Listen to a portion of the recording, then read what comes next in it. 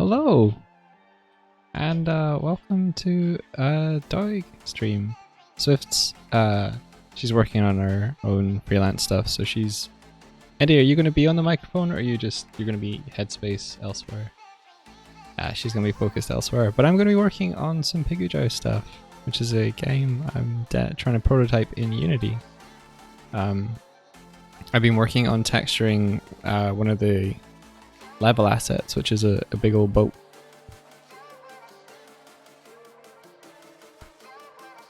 What are you looking for? So let me just switch over and I'll show you. This is my boat.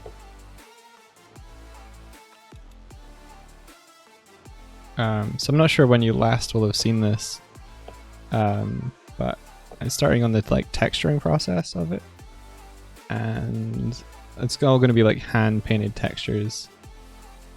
And in the world, this is going to be like where you exit from. This is going to be like your kind of the interior of which is going to be like your hub lobby level. So let me just.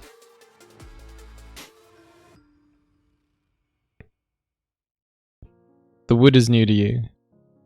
Let's go, Galleon. Yeah. So here's the boat in place in the world as such. Just roughly placed.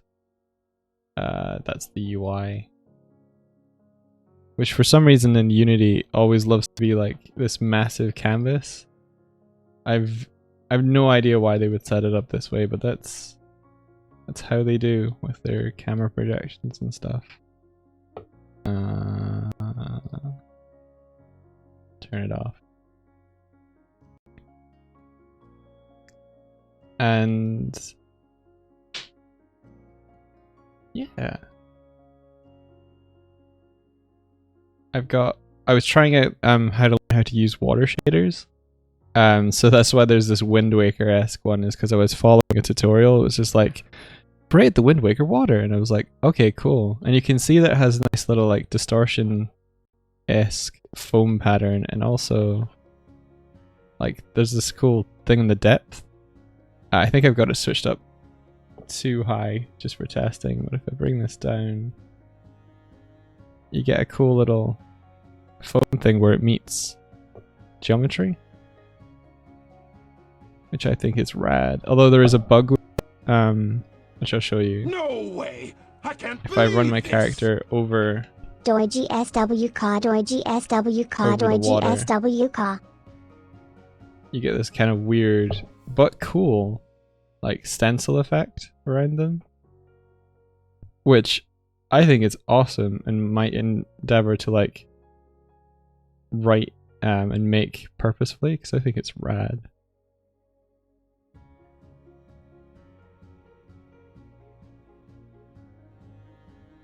Yeah.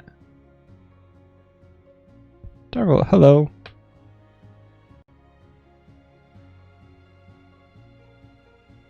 I've also got spiky pole, makes you like knock back. And it's like, oh no.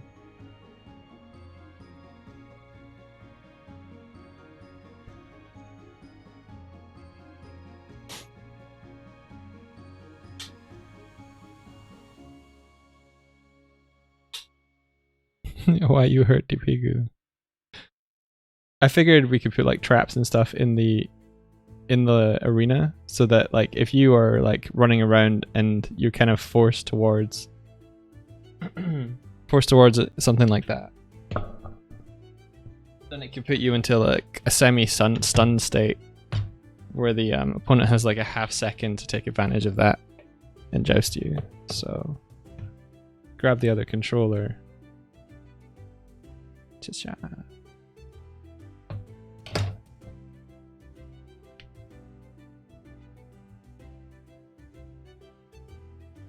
This sounds like, what will we do with a drunken sailor? What will we do with a drunken sailor? What will we do with a drunken sailor early in the morning? Is that what this actually is?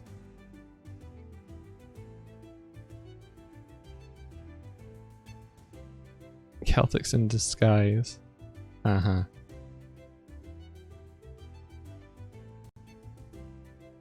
So we got knockback on the jousts.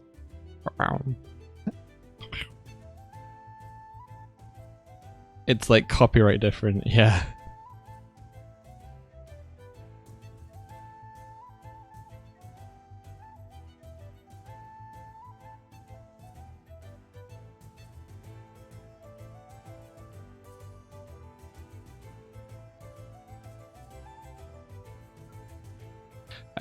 I'm probably going to spend some time today UV unwrapping the anchor as well, so that we can have that look less green and stretch textures wise.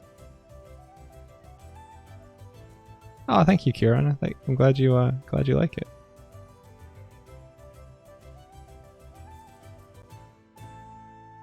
Oh, your brother made an intro tune for your stream. Oh, that's awesome. What's it like? And I saw that you recently made affiliate, Kieran. That's awesome. Are you looking to do more, like stream more often, have a regular schedule and all that good stuff? Samba beat 30-second intro. Amazing.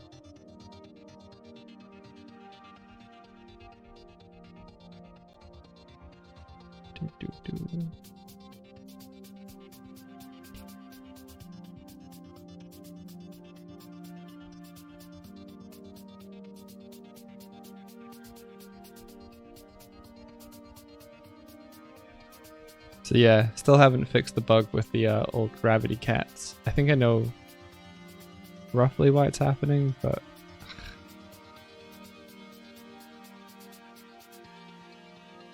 Wednesday evenings. Gotcha.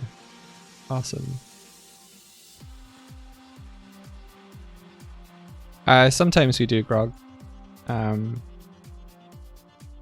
Yeah, we still got it. How come?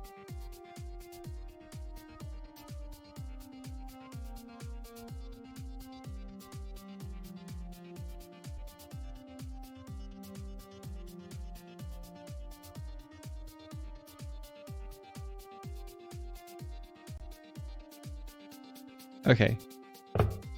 Oh, that was interesting.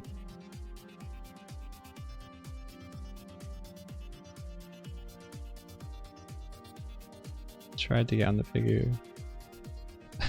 I love that when the if I'm stationary and I reactivate the collider on the cat, it's currently like sitting on top of the cat's collider.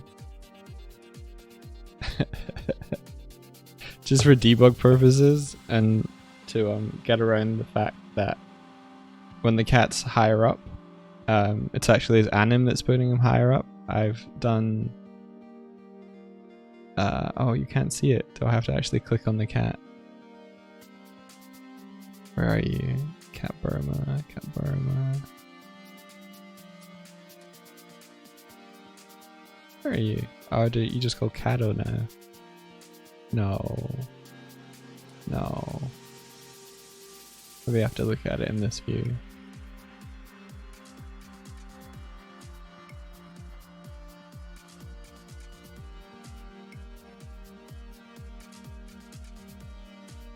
Where's your glider? There it is.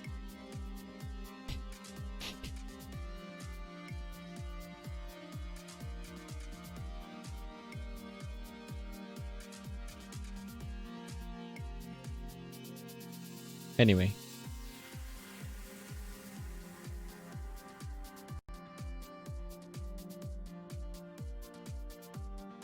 Let's unwrap the anchor first, and then we can get to texture painting again after that.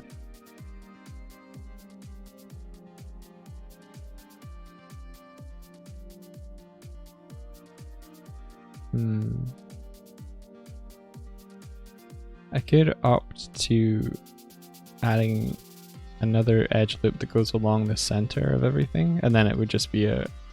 Yeah, I'm gonna do that, just for ease. Let's see, loop cut. There we go. Oh, nice. How goes the Pigu jousting? I feel like it's getting along there. Like I've got you able to score points by jousting, and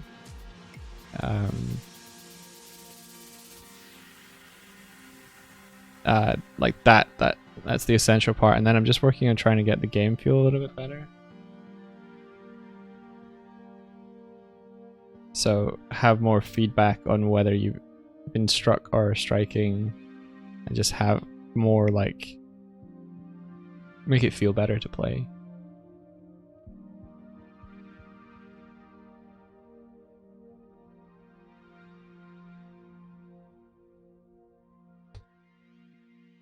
Which is something I feel like I've struggled with in the past, is getting really solid game feel. So it's my hope that I can improve on that. Yeah, I followed a tutorial for the Wind Waker water, trying to learn more about water shaders.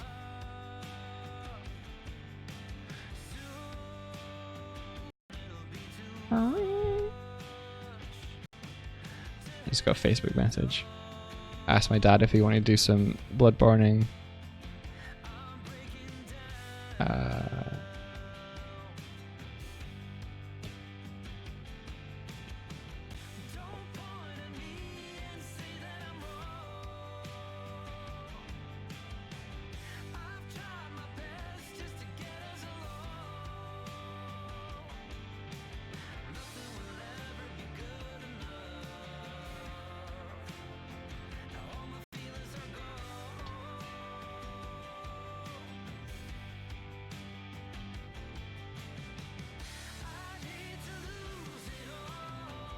What game are you making? A fun game.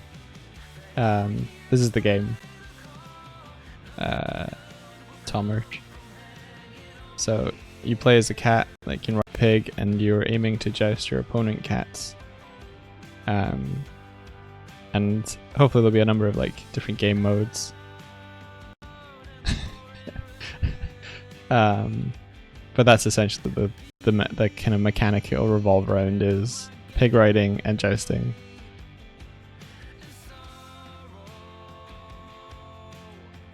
Wow.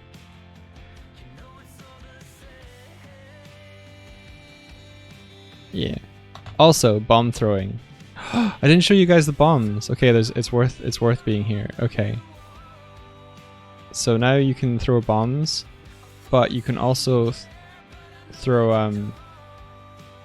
bomb and have it chain like a snooker cue, so you can snooker the bombs, which I really enjoy.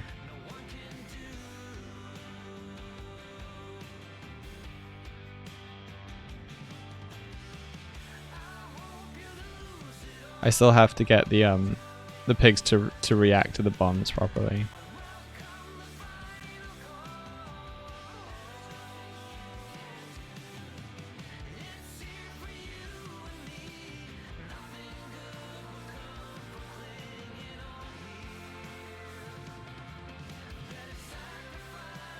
So you can like try and set up traps. I think what I'll do is have it so that you have 3 bombs with a cooldown.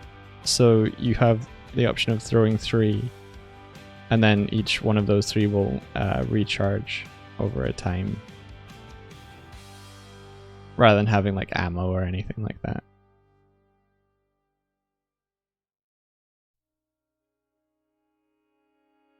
Pikachu's competitive scene is about to pop off. The explosions are they're taken from a free asset pack from Unity, so I've tweaked them a little color-wise, but aside from that, they are very much stolen because they looked cool, and I was following a tutorial about explosive knockback, and I think it was on the YouTube channel Brackies, and he was like, "I'm just gonna grab this explosion effect," and I was like, "That's a nice explosion effect."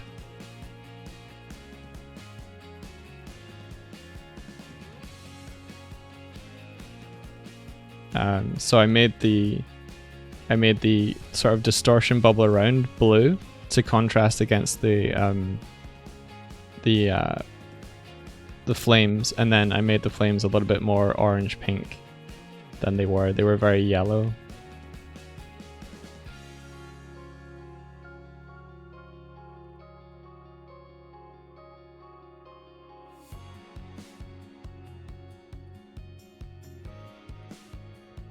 And I figured I could tweak them later. This is really fun, I'm not gonna lie.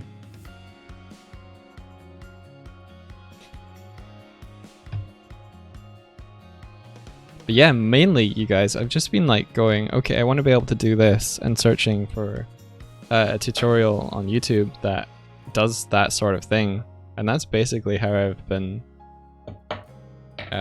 teaching myself how to do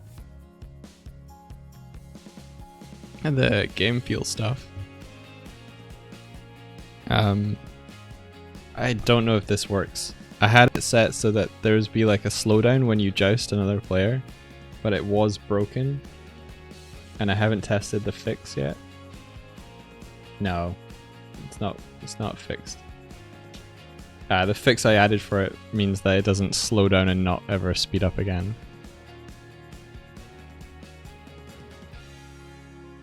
So yeah, leave that for now.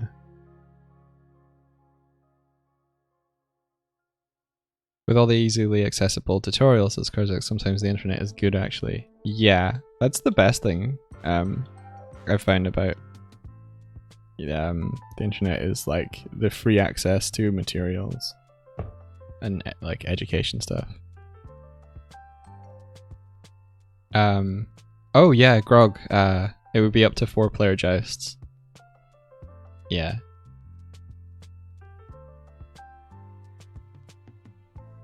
If I went and ran and got 2 other controllers and plugged them into my PC, I could have a 4-player match within the next like 10 minutes. But I don't have 4 players, so I've limited my testing to 2 for now. But yeah, I would like to have like, because the thing about this is, if you're focused only on the other player, then you don't have to like worry about who's coming from behind you, who's coming from left, right.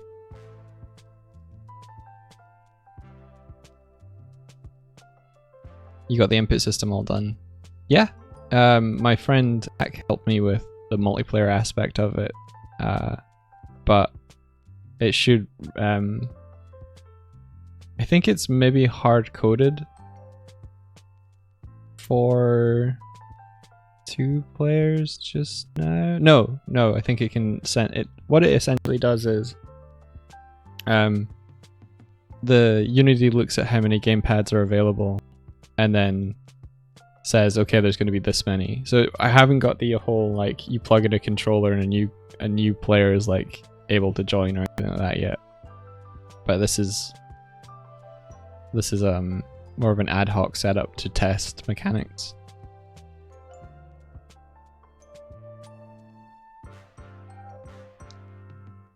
Okay, back to the boring part of unwrapping an anchor.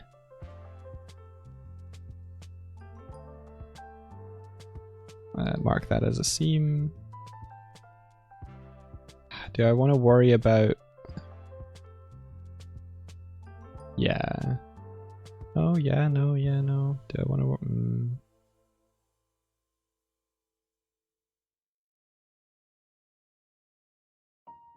You know what? Yeah. No. Yeah? No.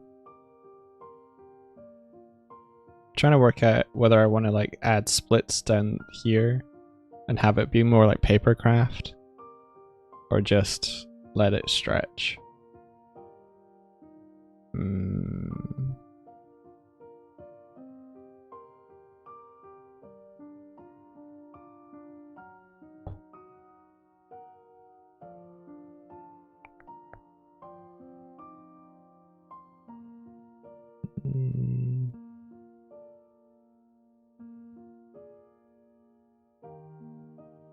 Well, let's just see what it looks like, rather than trying to anticipate. So if I grab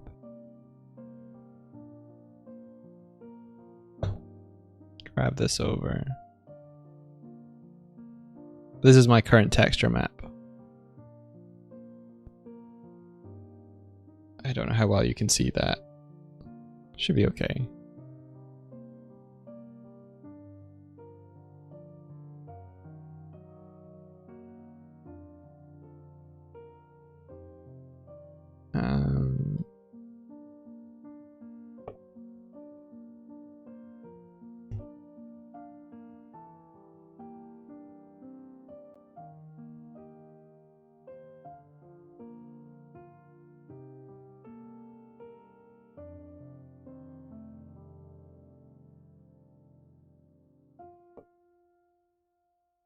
Okay, yeah, that's wiggly.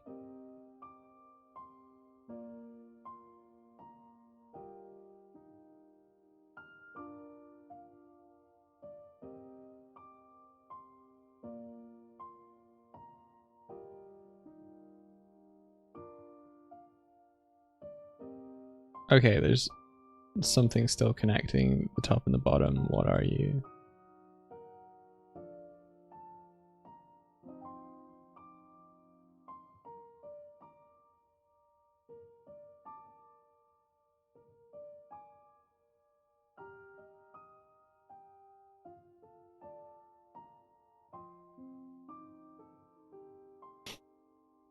Yeah, that's still fairly wiggly. Okay.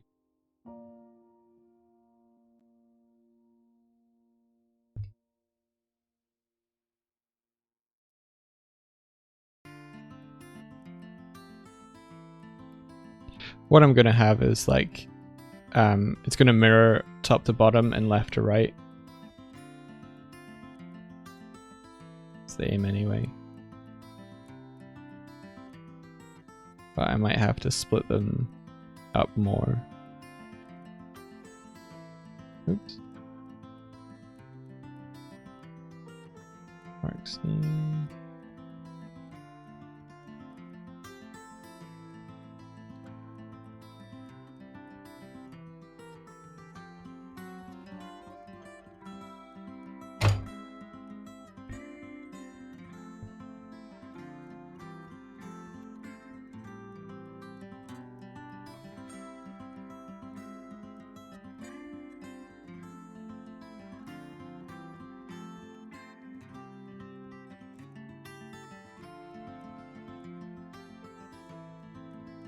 So what I'm doing now is like, when I mark a seam, when it flattens out, these two faces can be like pulled apart. And that way it will look more like an kind of papercraft cutout thing with like tabs. Which I can choose to then stitch together if I wanna. Okay, that's gonna be there, that's gonna be that.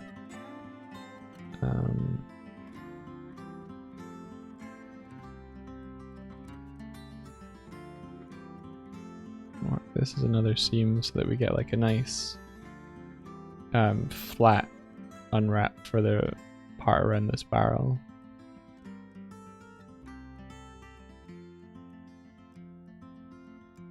Oh, I remember there was a thing that was like repeat action, which was like Control R. Let's see if that works.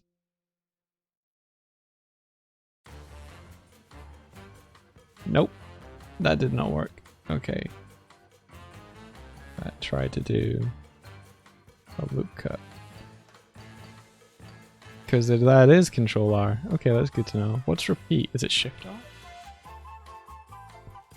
Shift R. Shift R. Okay, cool.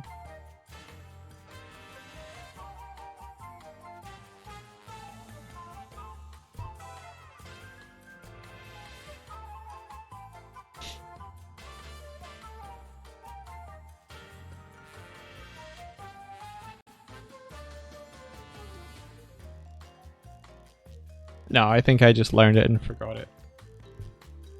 I knew it was R.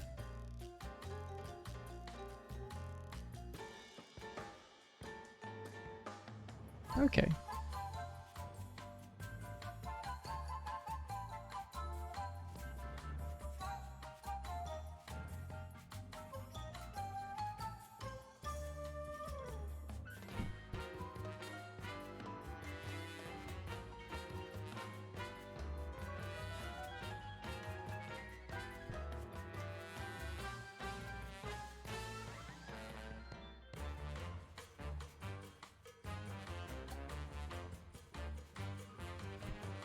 That's a little bit more sensical. I think. Let's see.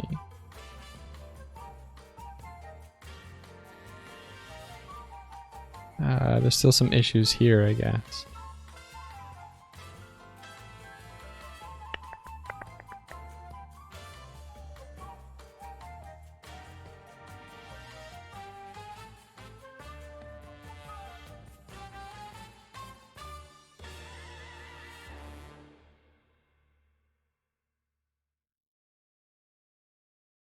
Something in the geometry here that's like attaching itself to this part as well. What is that? Is it something internal maybe? Oh. Hello.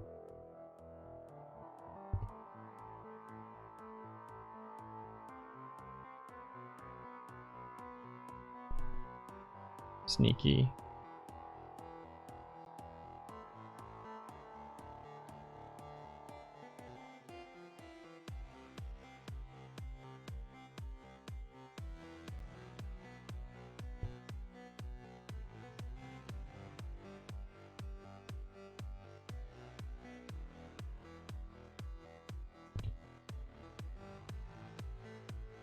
He must say yes. Make him say yes. Okay, that should be better now.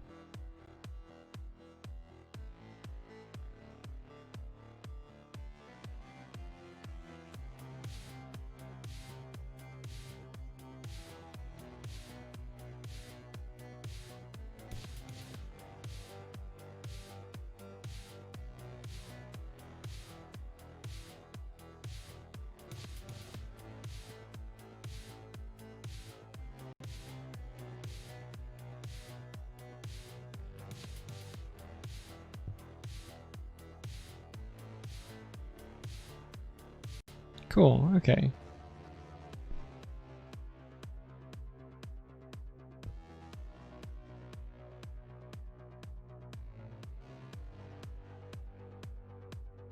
Are you the ring at the top? Why would I get that?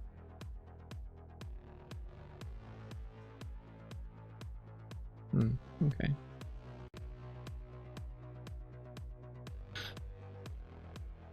I think I've actually ended up with not a point at the end, so yeah. Cool.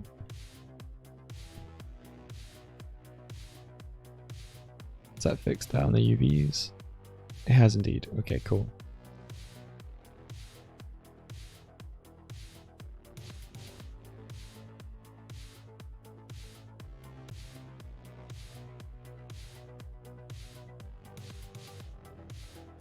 I'll probably just end up welding these two together rather than having them overlap like that. I think that's Shift W. Yeah, weld. Cool. Just do that. Same thing here.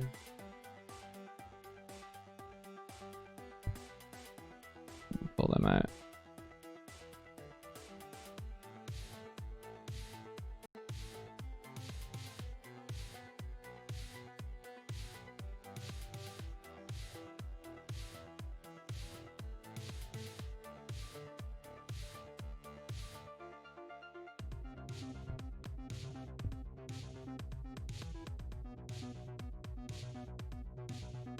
I think I can... Oh, what's mirror again? Mirror y-axis. Cool.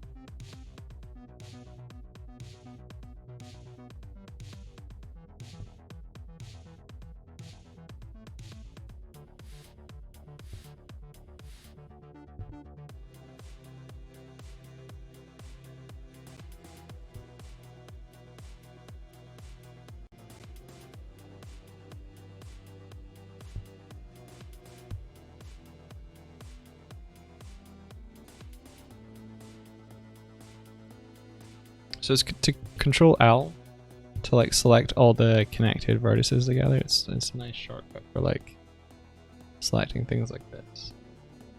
Okay, this didn't unwrap as similarly as I would have hoped. So usually you can like drag them over. Like if I do it here. And do mirror that one again. These would be like really similar. Boom. What you can do there is select them both, Shift W, and then merge UVs by distance, and then you pretty much just merge those on top of each other. This can be useful, but not for more complex.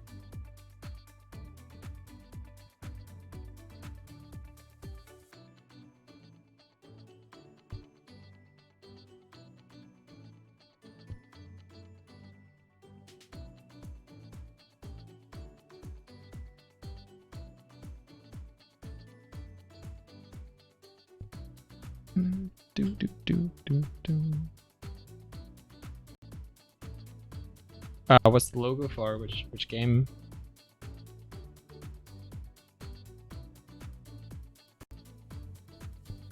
And also good luck.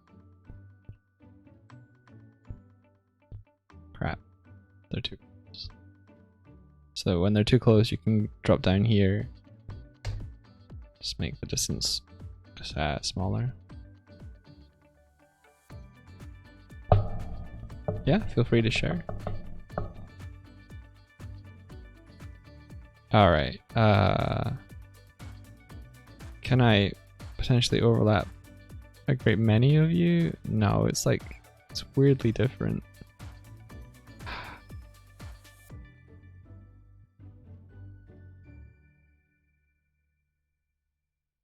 Kinda like that. When it's gonna get confusing like this, I don't know if this is a good way to do it, but this is the way that I do it.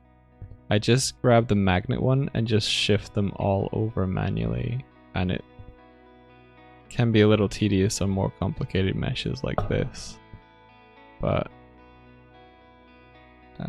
it get job done.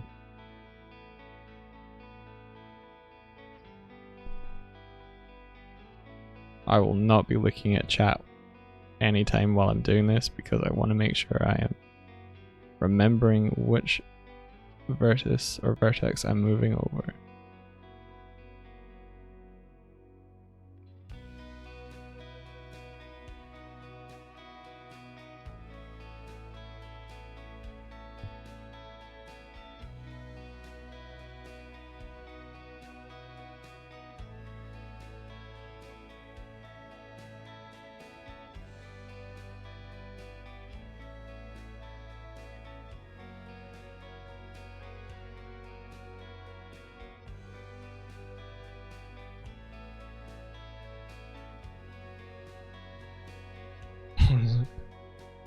One man's tedium is another man's cathartic relaxy time. Do you find that bit relaxing?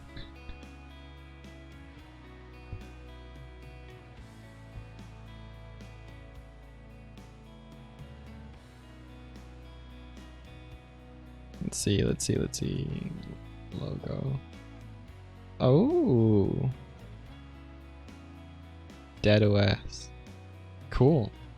That's very fancy.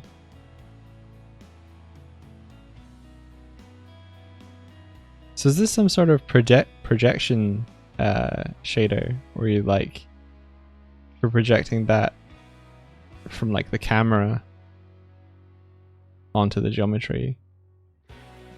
It's fancy.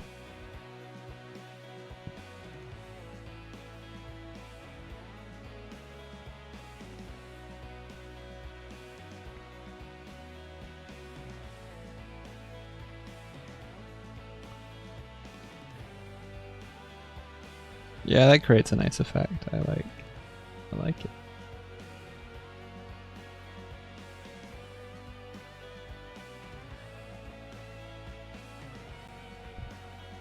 Okay. Anchored. And then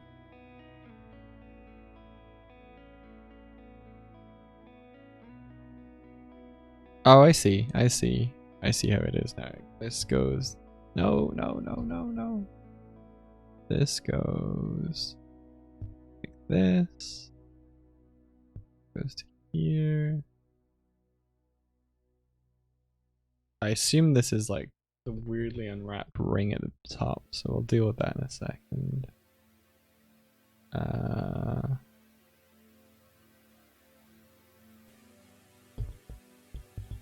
This is probably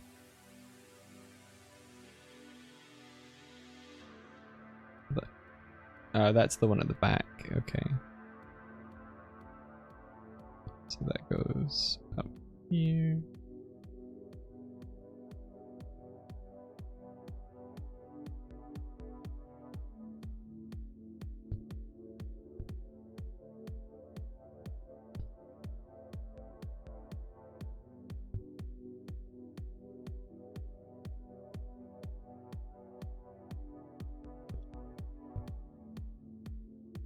Oh, and this is the part at the very back, at the very top. Okay, cool.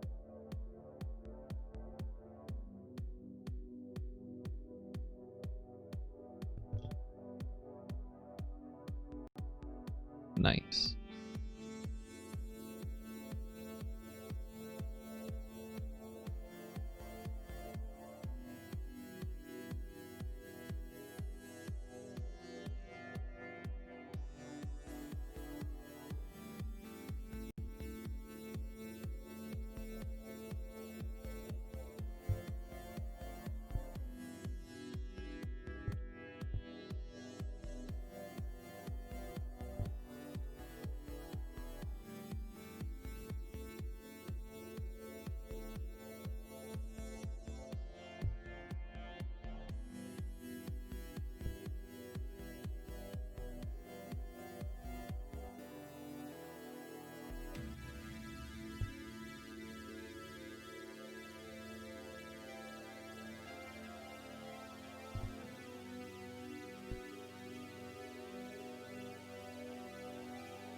Must be a better way to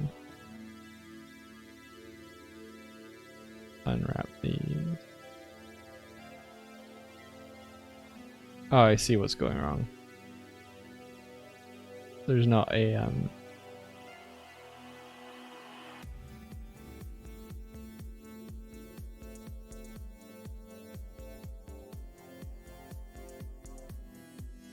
there's not a seam on the middle. Okay. Well, let's just use this one. Yeah.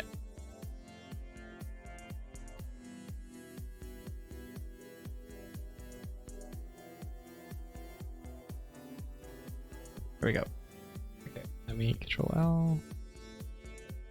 Unwrap. That's better.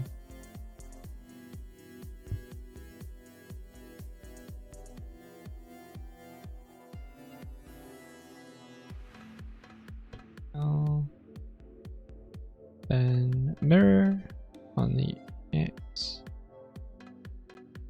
I think.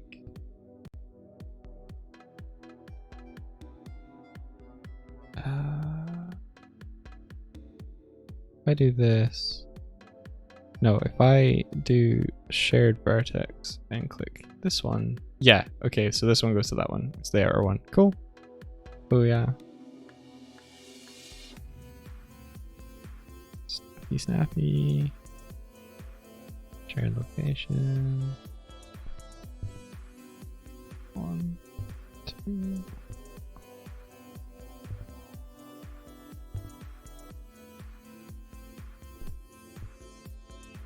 Whoa. That went weird. What's that? Oh no, that's fine. Okay, that was weird.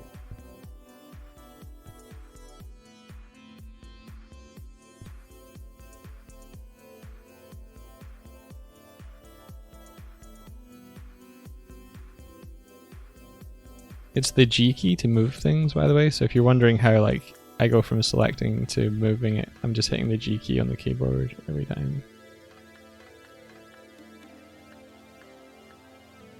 Oh gosh, I fucked it up.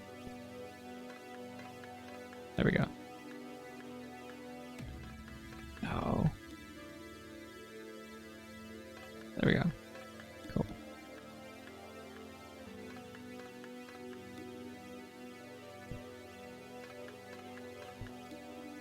Turn off snapping. Oh, the joys of low poly. I learned about triplanar shaders for like landscapes and stuff for texturing. They looked really cool.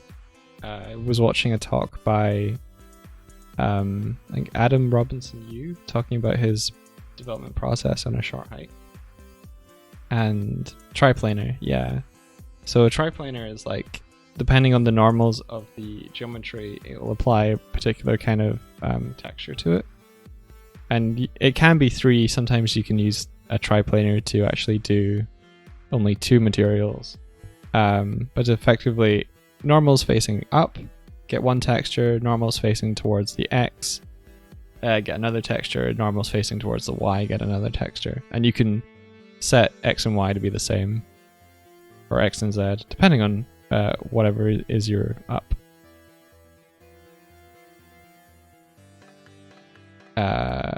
Okay, I've got a couple of places where I could put this anchor. I can either scale it down and choose where to choose. I could sit nicely like here.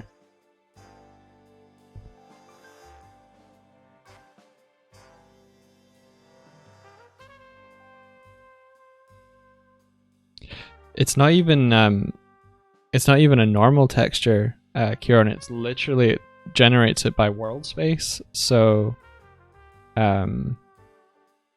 you could rotate the object and it would still cast it down. It's used for like snow shaders as well. It's kind of a nice way around having to UV unwrap everything as well. Yeah, man, I didn't know about it either. I was like, what? So he was like showing how he was deforming the geometry with the terrain, and it was just updating the textures of what was a grass on top and what was a wall.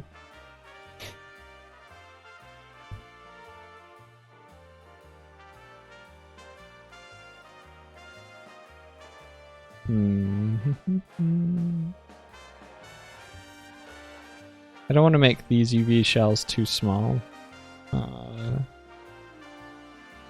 but it's probably fine down here.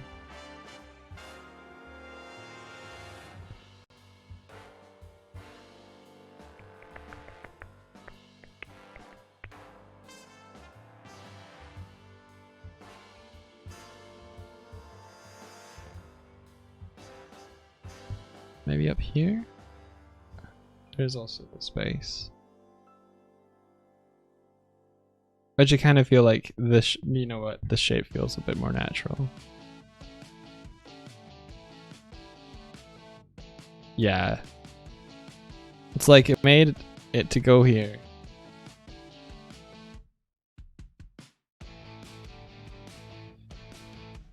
Except for you go somewhere else.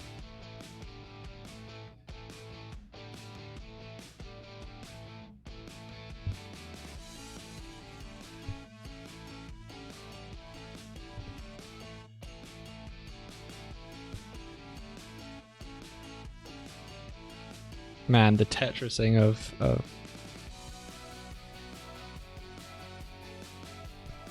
we go.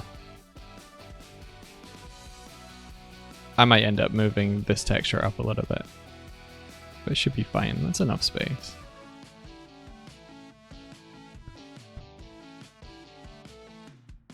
Then we select this, we go to UV. Now we select this, then we go to UV, export UV layout. We navigate to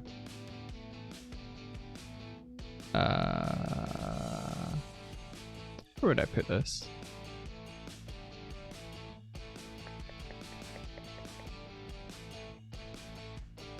You know what? I'm just gonna put it in here. No, do I have anything else that's like that? No, okay.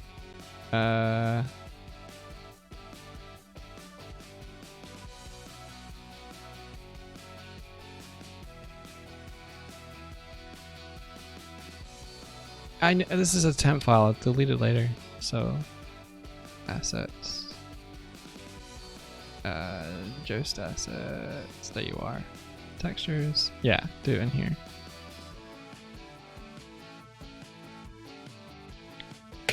Anchor.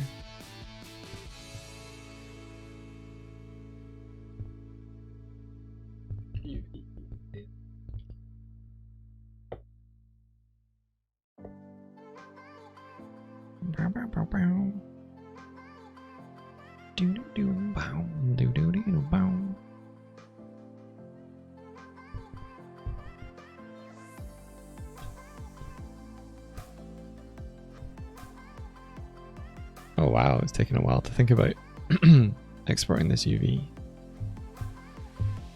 Probably should have hit save first.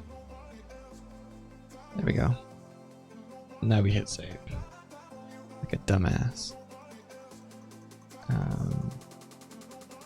Which means we can now go into Clip and navigate to open this.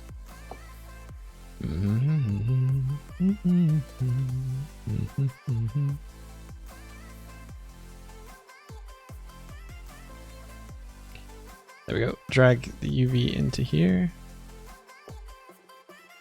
Copy the layer. Paste the layer. Bring layer up here. Boom.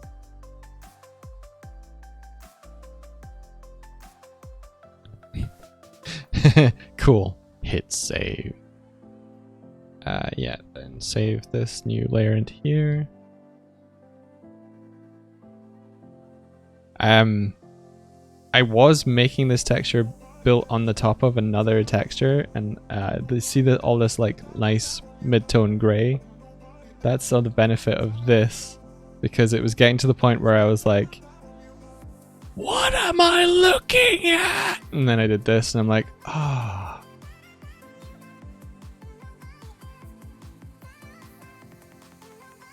Shall we do that again? Internal screaming, why would I ever choose to do this to myself? Ah. It's because I was using this texture from this sheet from way back and some extra parts, and like this part. But eventually I've just gone with my own stuff in the bottom half.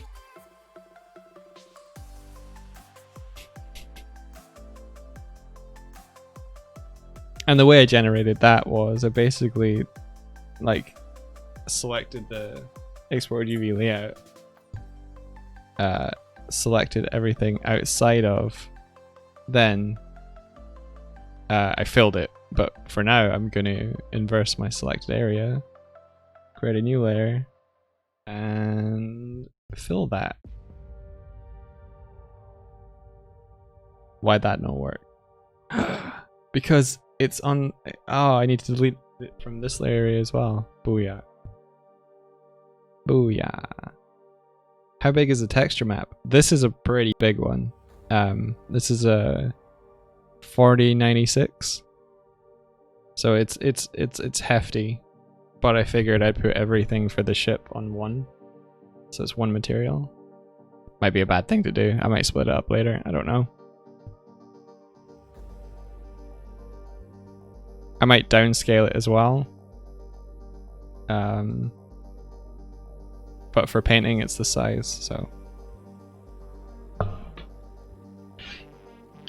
We could just wait for an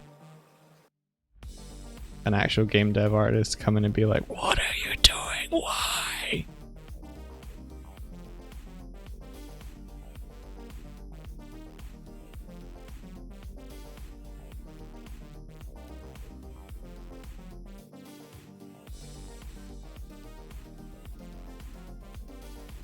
Okay, and then we select this, polygonal left.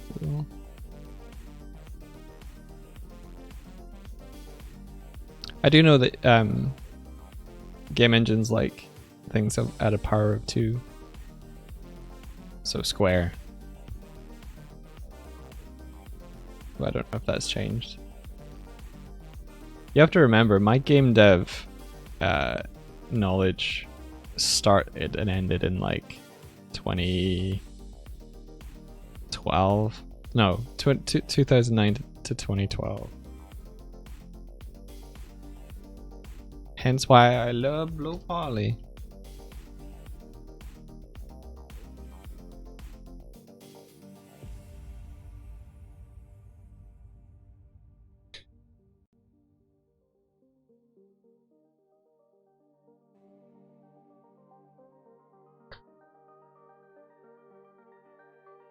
Less of an issue these days. See, that knowledge doesn't even matter anymore.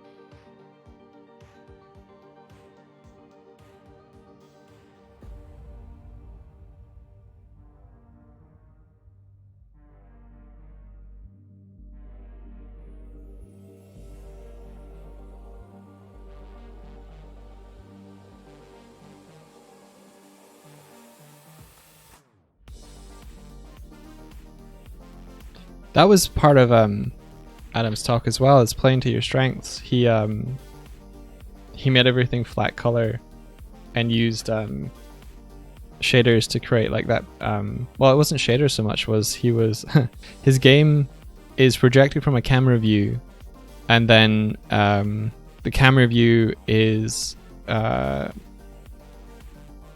it's put onto a render texture, and then a separate camera captures the render texture, and the render texture is downscaled, and that's how he gets the kind of pixelated look of the game. But he was showing like how he uses different shaders to create the look and feel, and that's more his area of expertise, and I was like, that's really cool.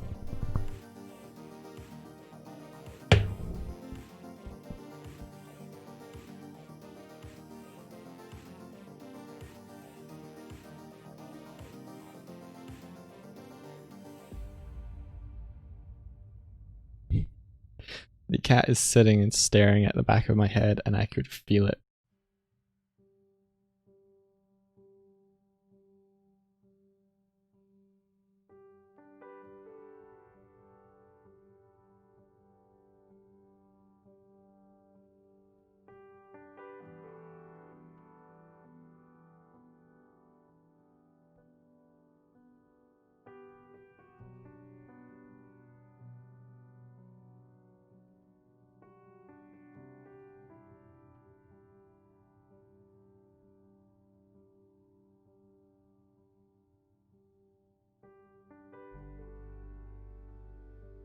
Yeah, I got buffed. Feel my judgment, I am cat.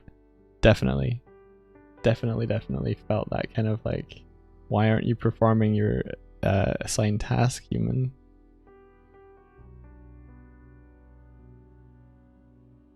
I can bring the... There we go.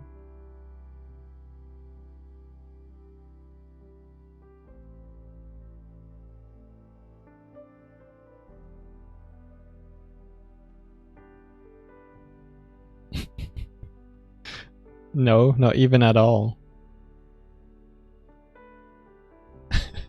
Verdi's just like, are you all talking about Among Us? No. Fuzzy D, how you doing?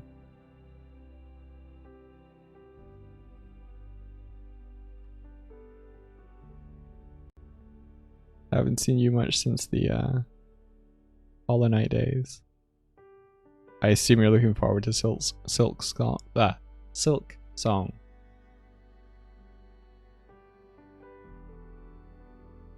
You have one job, human. It is to feed me. Otherwise, how are you all doing, Birdie?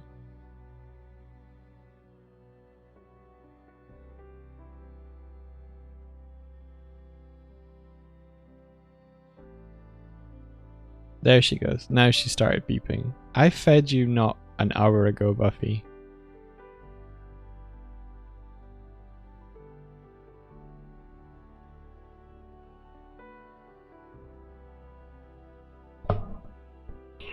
He must say yes. Make him say yes.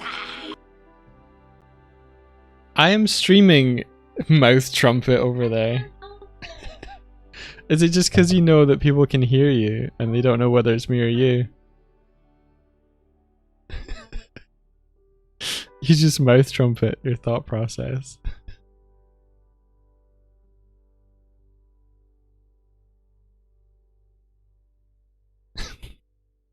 I actually am not sure how much they can hear of that. When I was on Kurzek's stream, I use a different mic pickup process, so you're more audible through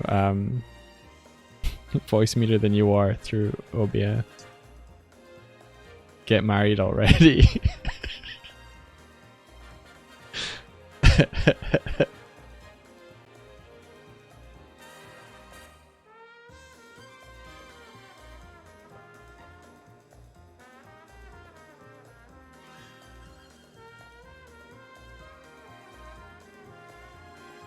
You're not hype about Silksong anymore, you're just waiting.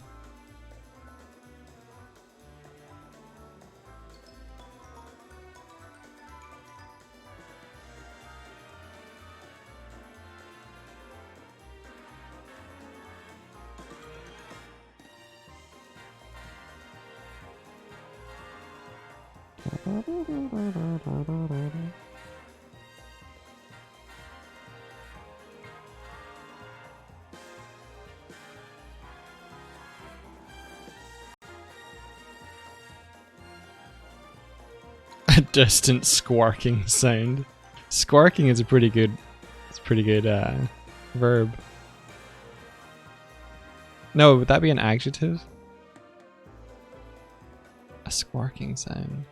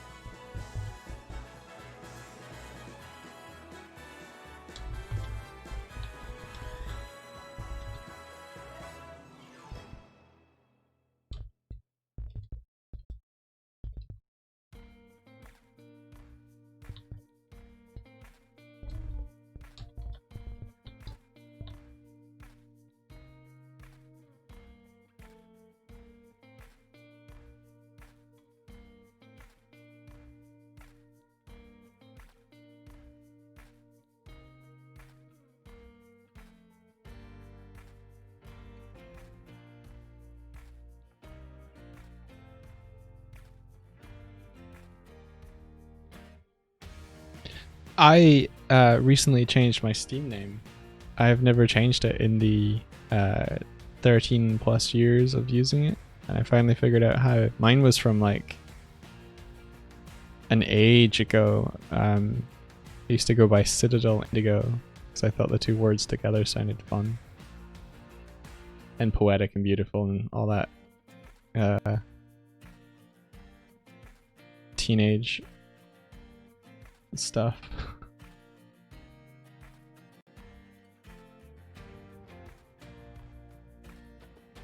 I think I remember seeing the film Donnie Darko where like Drew Barrymore's like, you know, salad door is the most beautiful words in the English language, and I'm like, oh cool, I want to come up with something that's similar, and that was the inspiration for Citadel Indigo.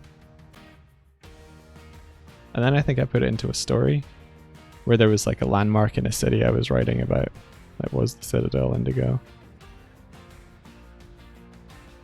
True facts.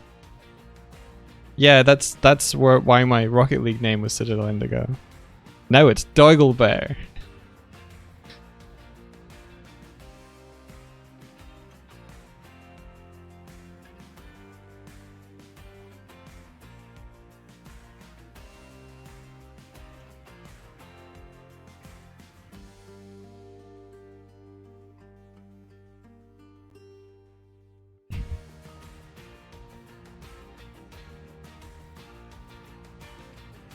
Buffy, no!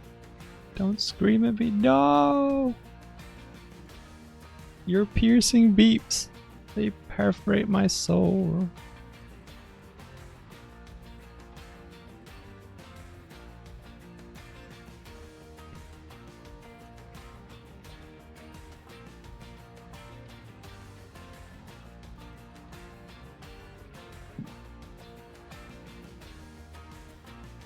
So this is how I paint textures.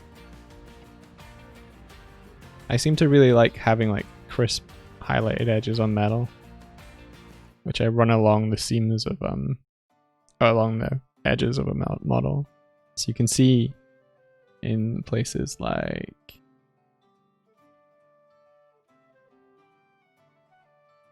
the nose. Oh my gosh. Let me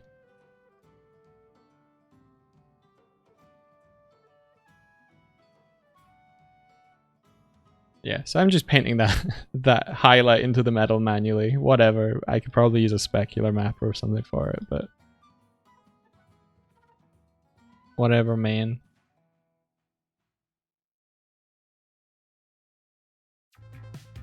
Is Teams the way that you communicate with your company?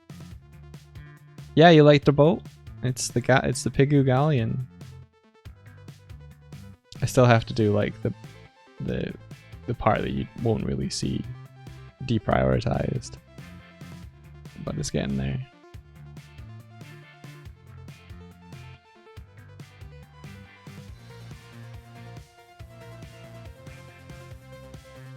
What does the MB stand for? Mighty Beast.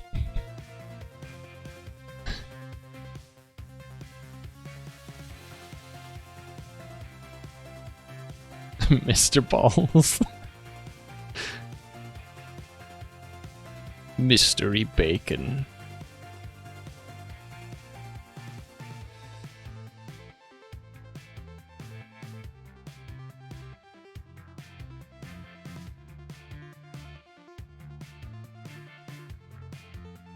He must say yes. Jimmy Adam All, thank you for the follow. I don't know where the alerts are. Also, I don't know where the alerts are because there's been several. What the hell? Where's my alerts? Cattle Bars and Miki Jimbo and Pumpkin Tiger. Oh, Pumpkin Tiger, thank you for the sub. Oh my gosh.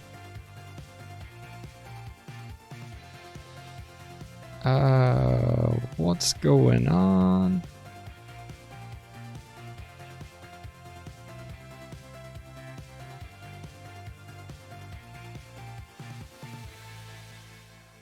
Let's see. Refresh. Okay.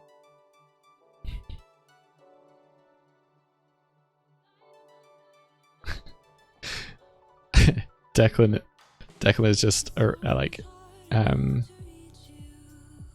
confronting Buffy. She immediately ran out and was like, he's like, yeah, good morning to you too. She was that's what it sounded like, yeah.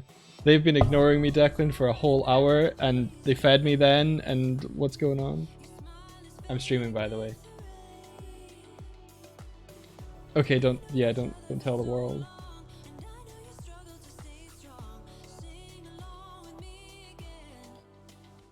I wish our mics, because I've set up the mic gating so that my mic doesn't pick up India. No one can hear Buffy beep anymore. I know, it's really sad. to have to get louder, Buffy. Oh yeah, that's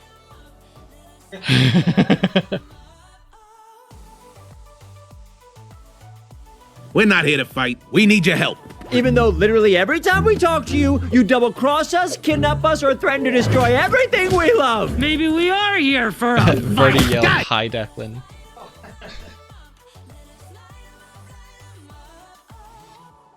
Yo, Caro, thank you so much for the raid. Welcome in. Hello, we're painting textures for a boat. For some reason, our stream alerts are not working, which sucks. But yeah, welcome. How you doing?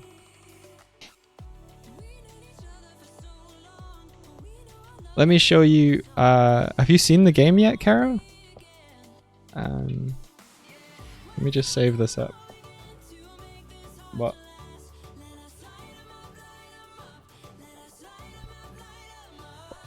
She has? What she said? Really?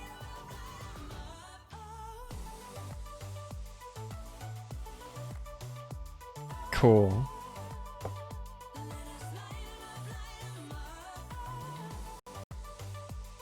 That's a lot of details.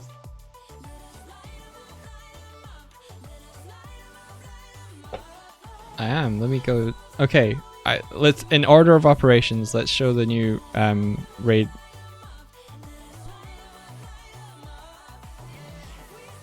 There should be audio.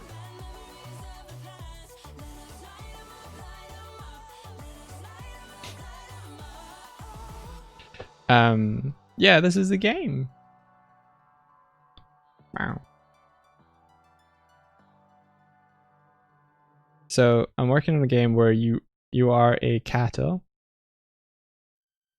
who rides on a Pigu, and it's going to be a multiplayer. So if I grab the other controller, you're going to have like jousty matches against one another. Cha-cha.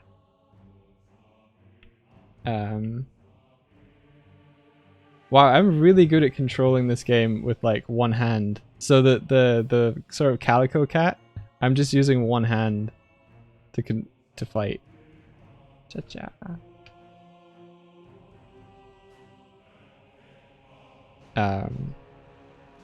So yeah. Right now, there's a lot of bugs in the game, but right now I am working on the asset here, this Pigu boat, and I just unwrapped the anchor, and we're texturing the anchor at the moment. So the idea being is that this boat rolls up to the island, and like fires out the anchors to lock it in place, and then you guys, your characters will probably come out the door and be like, "Oh, we're going to joust." That's the general gist, and maybe like the boat will fire like fanfares and stuff when people score points, or have little banners that pop out, like little, you know, when you have those toy guns, those fake guns where like bang and it comes out and there's like a flag and it comes down. I was thinking you could put that on the front of the ship. It's a real kind of tournament celebration-y looking thing. But yeah. What software am I using? A bunch of stuff. The engine itself is Unity. The texture painting is Clip Studio. The modeling is Blender. So here's the ship in Blender, and here's the texture map in Clip. In other news, India just revealed to me that DVE on Twitter, who is the senior director in current sales and development at Nickelodeon Animation, just unveiled some details about the Rise of the TMNT movie. A mysterious stranger arrives from the future with a dire warning. Leo is forced to rise and lead his brothers, Raph, Dunny, and Mikey, in a fight to save the world from a terrifying alien species, the Krang. Oh my gosh, retweet so hard.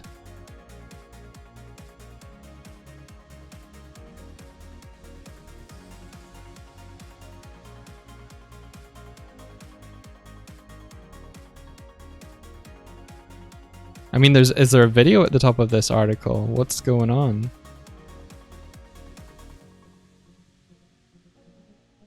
Do you have any footage from anything? No, but it must be revealed. Let's look. Google search Krang. Yeah, it's just a like a text kind of like woo, like an elevator pitch. Leo was forced to rise.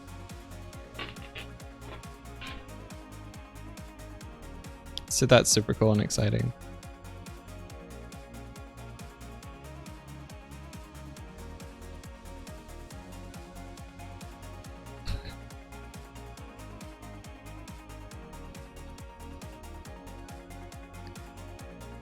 Thanks again, Caro. You enjoy the food and stuff. Thanks for bringing people over. I hope you had an awesome stream too.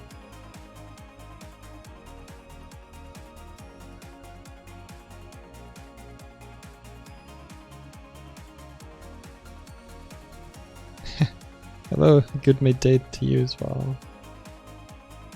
I assume that says good midday. You're gonna send me an image from your dental lab of a device you decided to look closer at. This feels ominous. I'm not sure I like.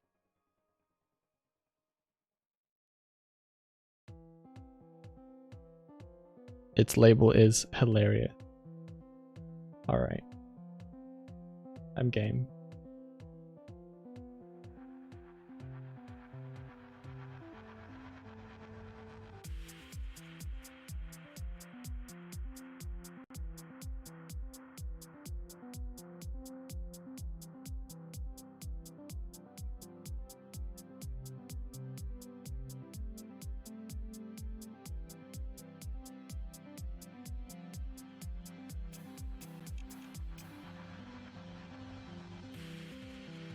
Okay, I'm gonna make this a color layer so that I retain some of the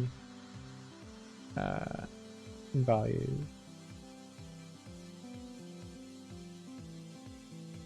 Or a hue layer, maybe? That was disappointing on both counts. Okay, fine. Hard light.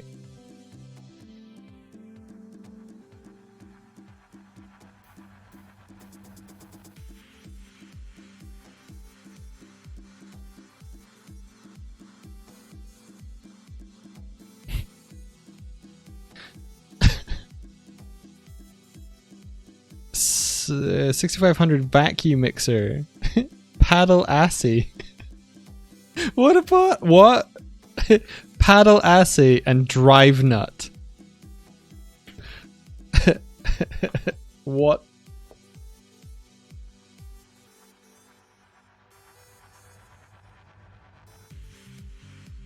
The abbreviations there. Is that like no, I don't even know how to. I don't even know.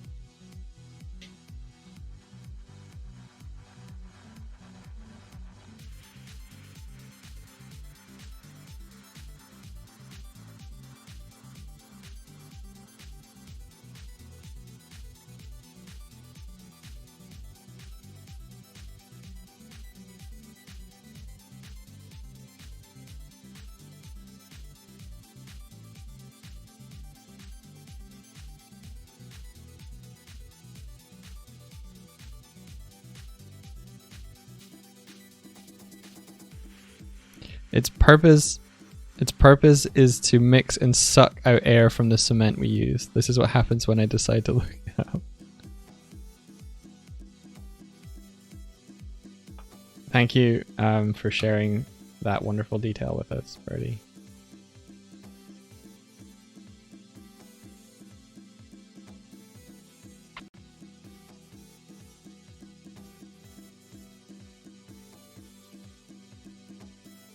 Let's put a couple of bolts here. Why not? You can see I sort of play fast and loose with like the first pass of texturing. Like I'm just sort of like feeling out. I don't even have a concept for this anchor. Because it's I probably, I don't know, maybe I should.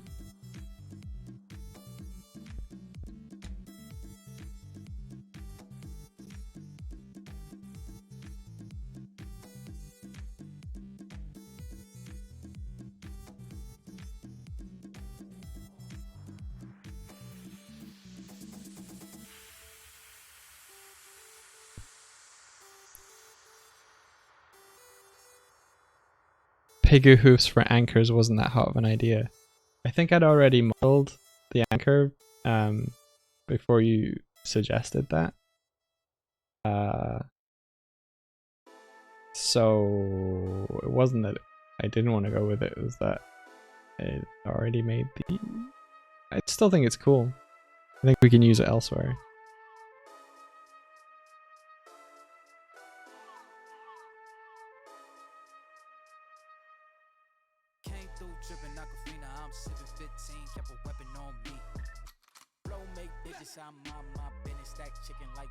Honestly, I think I forgot.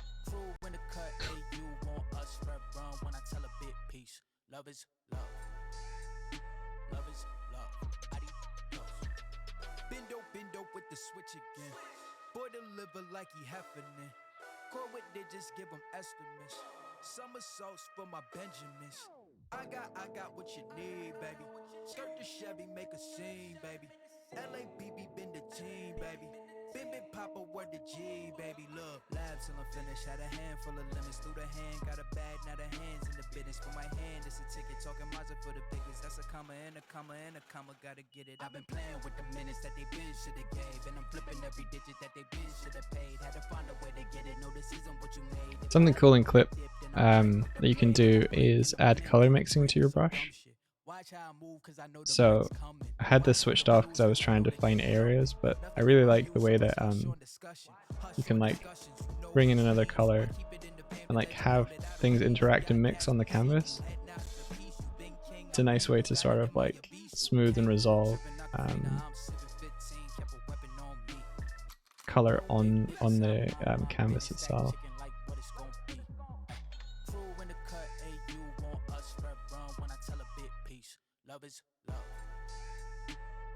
I actually thought it was on. That's interesting.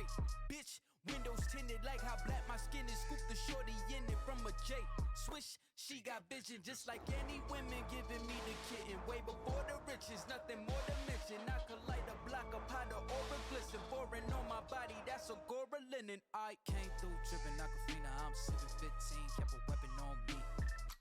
Flow make digits, I'm on my business. Stack chicken like what it's gon' be.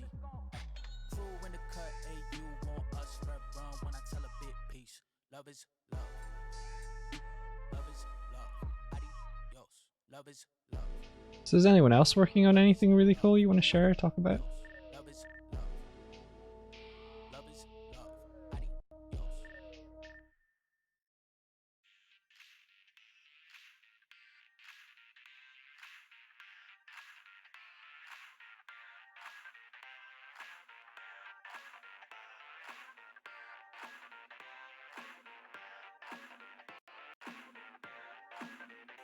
You're working on NDA. Yeah, is that not always the way?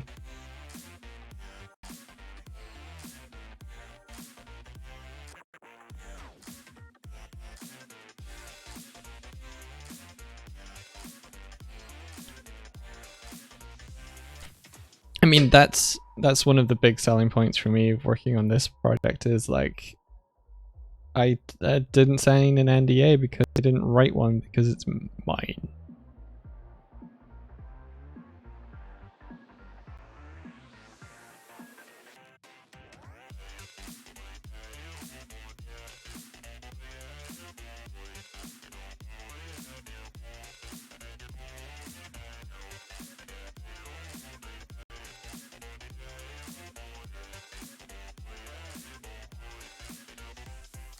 I mean, I understand why NDAs exist,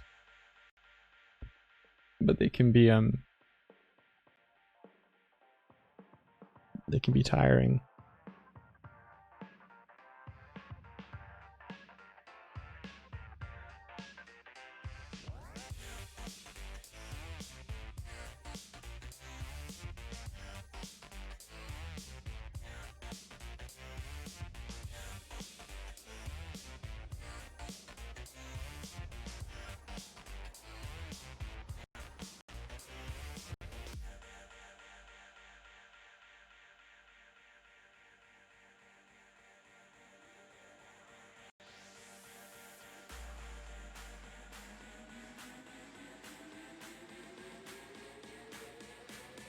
think that's fine.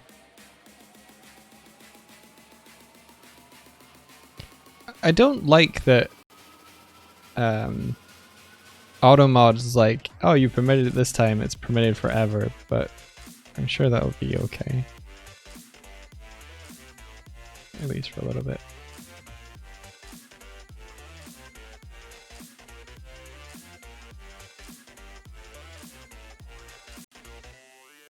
Can you describe what a Matapakos is?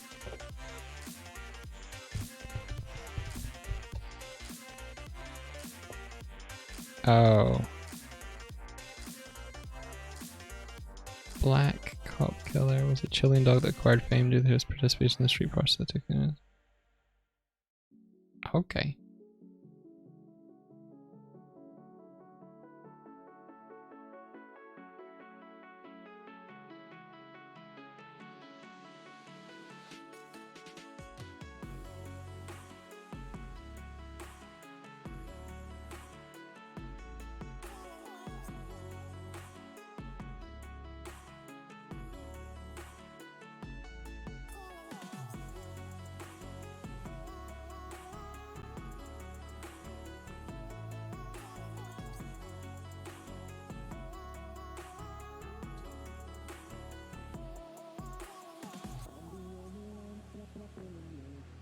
The last 4 years has all been NDA.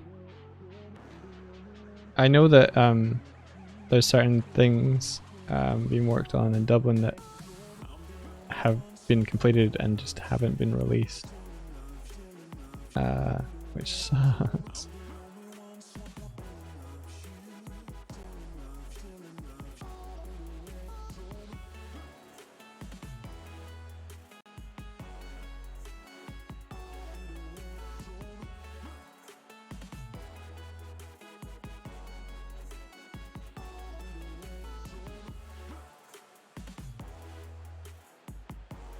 Like sometimes they put restrictions on who can reveal what they're working on because they don't want that person's like computer targeted to be hacked and leaked and stuff.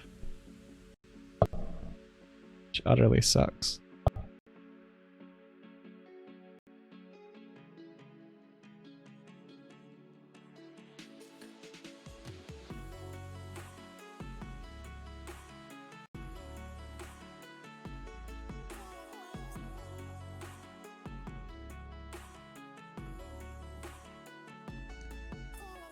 Wasn't it like higher ups moved studios or something? Like wasn't it Katzenberg who was like, oh, you're making an Ant movie? We can make an Ant movie.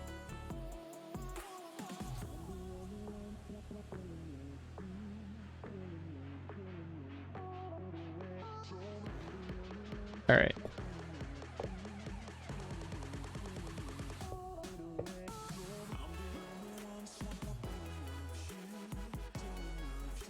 File. Save duplicate, PNG.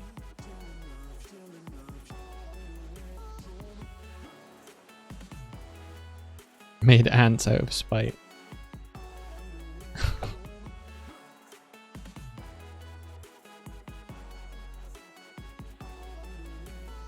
Yeah, because Ants was made at the same time in parallel with Prince of Egypt, wasn't it?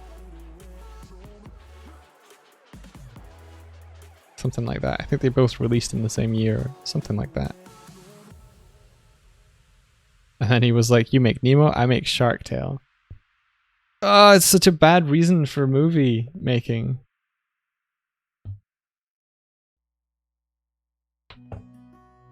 I can't believe people that high up don't realize that surface doesn't matter and that it's about the underlying theme and story that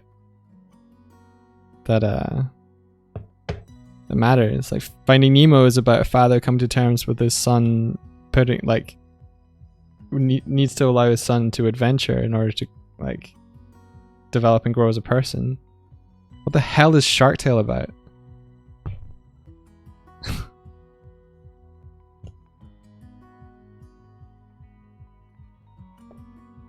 Yeah. Yeah. as India is saying, there's a little A about and big A about, and the big A about is the reason to make the movie.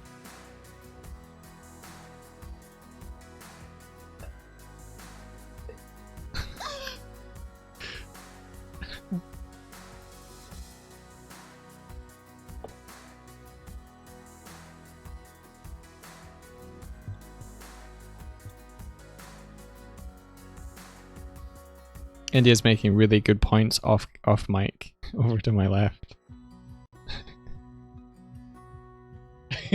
I looked at her and she gave me like hobo just discovered under a duvet look.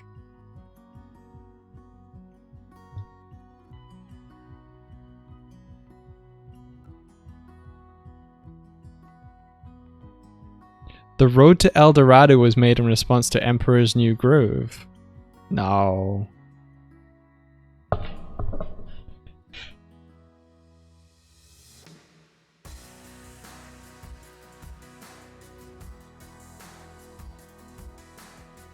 You will never know the good commentary. What do you mean the good commentary? You saying I'm the less good commentary? How dare you?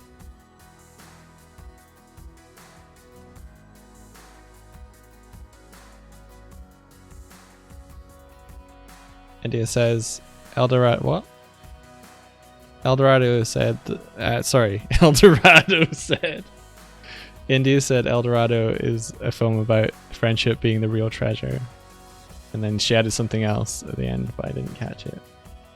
And she loves it.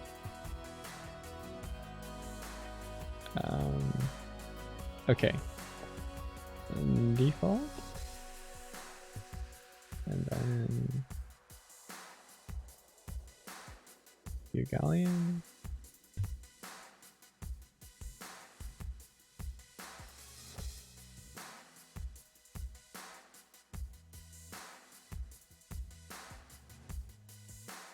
Here we go.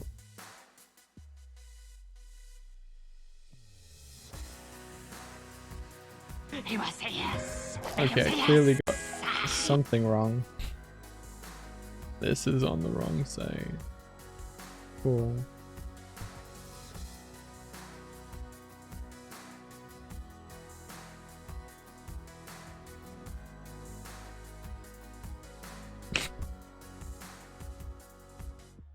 Reddy says it's about 3 hot pollies and their wacky treasure adventure. 3 hot pollies and their wacky treasure adventure.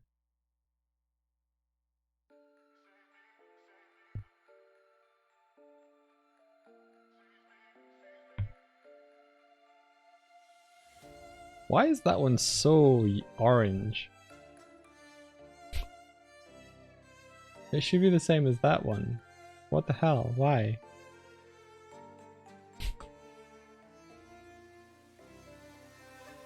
Is it lighting? No. Okay. What? Why?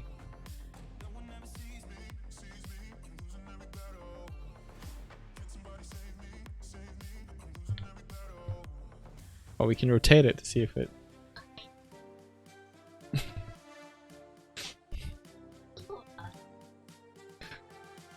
And a horse, of course, don't forget the horse. Okay, so I want to have this be this color. Cool.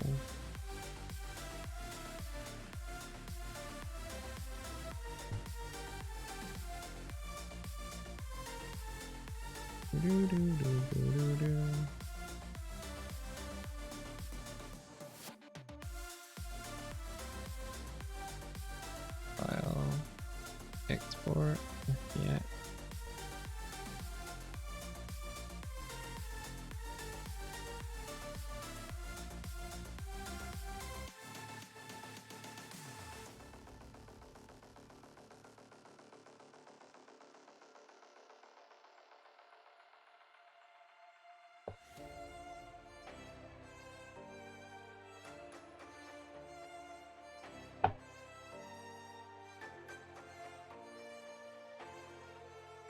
Cool.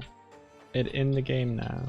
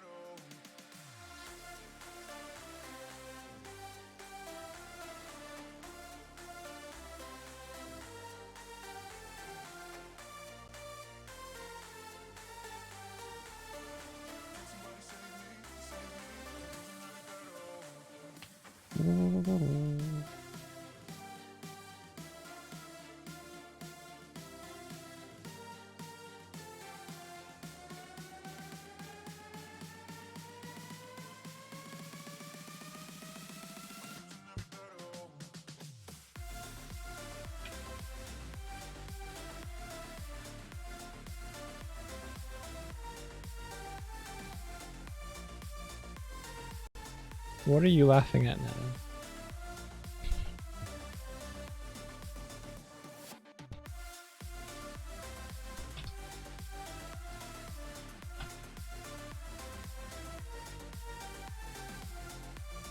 I've been rewatching How I Met Your Mother since it's on. I don't know if it's new to Netflix, but I watched this years ago, and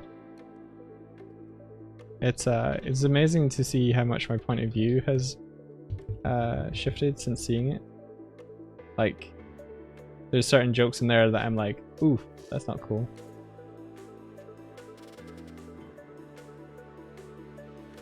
Or it probably would have passed over my head before.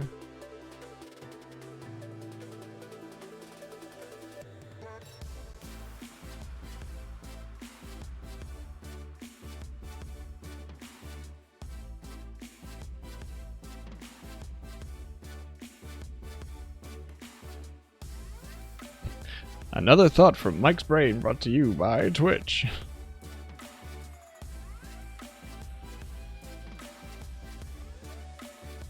So I was thinking of doing another Bloodborne stream with my dad on Thursday, and he seems up for it. So if any of you are interested, I'll be continuing to try and defeat the DLC for Bloodborne. It'll be this Thursday at 6. That is cool with everyone. I'm mostly looking at India, but yeah, I'm going to be fighting Lady Maria in the DLC. And then I'm going to defeat whatever comes after Lady Maria because I'm so badass. However, it will be with my kind of strength build character, so that's going to take a little getting used to. Unless people want to see me fight with Bumblebear, the character. That would mean having to go through the DLC again. Hey now.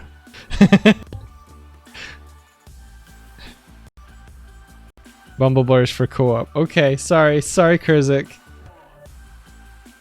How dare. Alright. I'll also be playing this Sunday with Kurzik and Kevin as we adventure through Bloodborne together.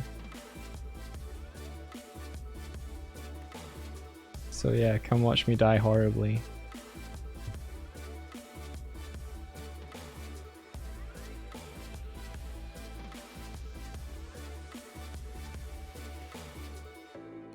Last time we played, Kevin, right before we were supposed to like properly start, was like, "I just gonna take a bathroom break." And the space it took him to go take a bathroom break and come back, I had died twice. I'm saying I'm bad at the game. You know, he wasn't gone for long enough, so when he got back, he's like, "Hey, what'd I miss?" I was like, "I died twice."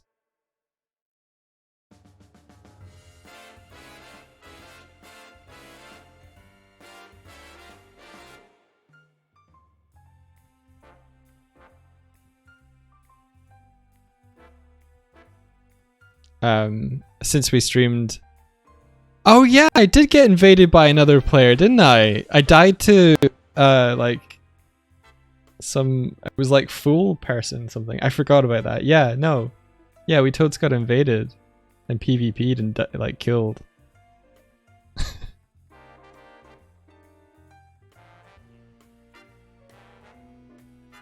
I really want to be able to. I really want to be able to defeat an invading player. That's one of my secret goals. Is like to not just instantly die.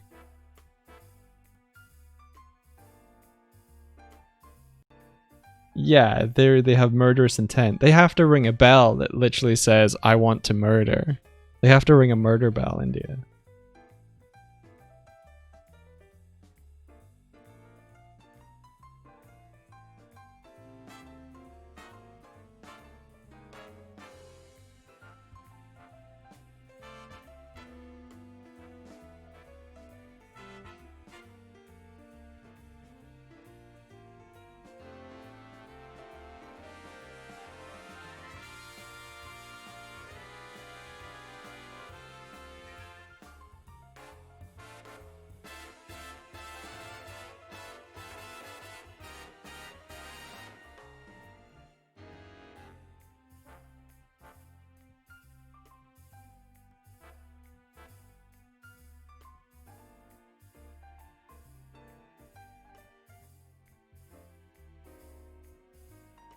I think I've gotten a little bit better with the rifle spear though. I learned that it had a couple of extra attacks I had no idea it had. Because the thing about Bloodborne is like the buttons become contextual depending on like what your character is doing. I didn't know I had like a slam attack where if you were sprinting and press R2, it'll like bring the yeah, the rifle spear's transform attack is also really nice. Like, one of the things I noticed about the weapon was that it's very kind of like thrust-y if you're using it without transform, and slicey big swings when you have it transformed. But there's a nice kind of in-between where you go from one to the other where he does a big arcing swing.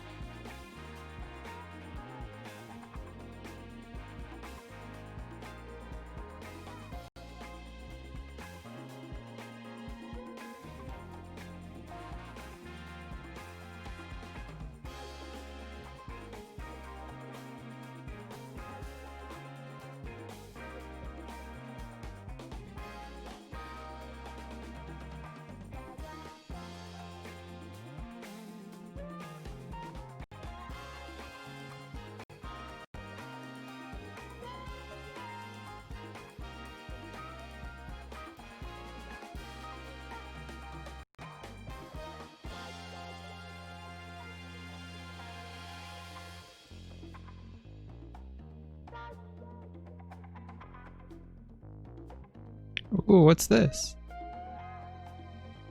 Oh, they're awesome. What's this for? Dark Bolt?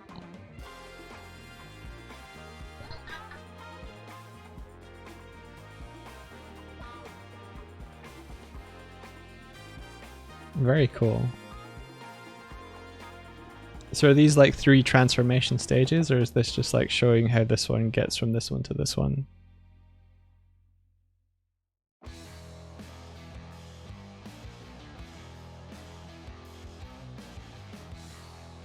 That's cool.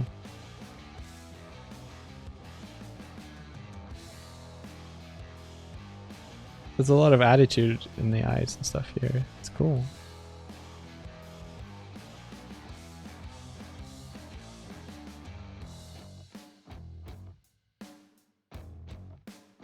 I see. So these 2 flatten into like the one here. That's cool.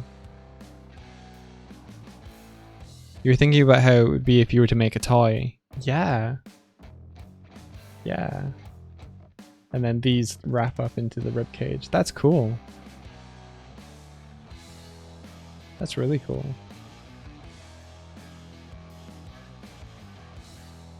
I used to have like, you know, the Power Rangers Transformers toys as a kid. They were neat.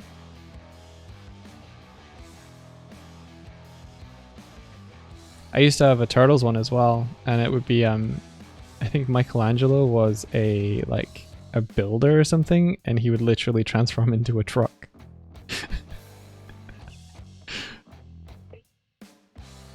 I don't know if it was based on anything or whether it was just the toy company was like, you know what, Transformers are in right now. Let's.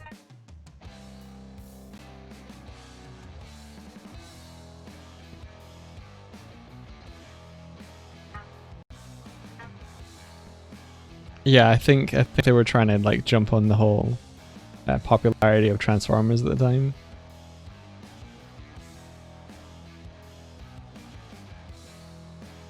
There was also like the whole Transformers dinosaur era as well, where it's like it's a dinosaur and a robot.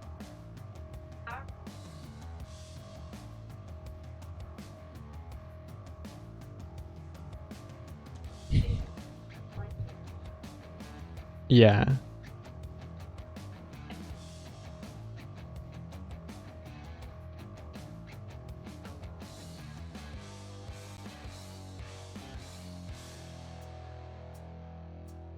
Maybe so.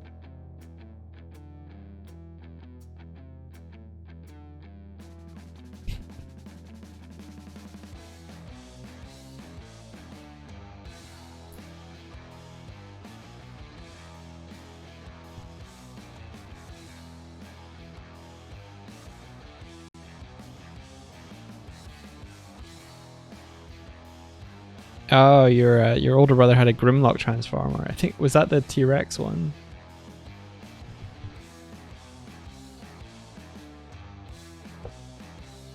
Grimlock Transformers.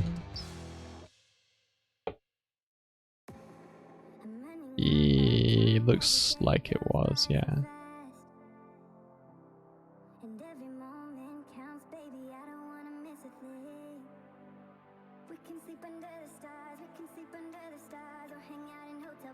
Yeah, I had a Grimlock. This one.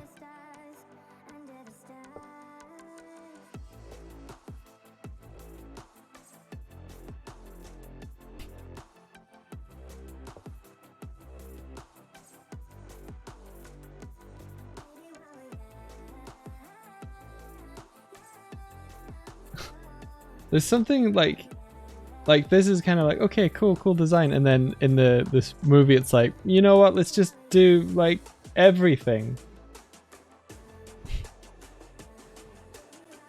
I like that the new Transformers films are like trying to go back to what made them iconic. In the new Bumblebee movie, it's more like this. Like, yeah, cool. Areas for your eye to rest. Thank you.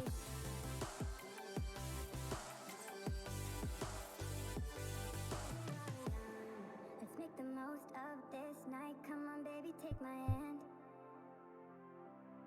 And we don't need to do the things we don't want to. You remember playing with him loads and thinking he must be so cool, and years later my brother was like, yeah, he's a total idiot.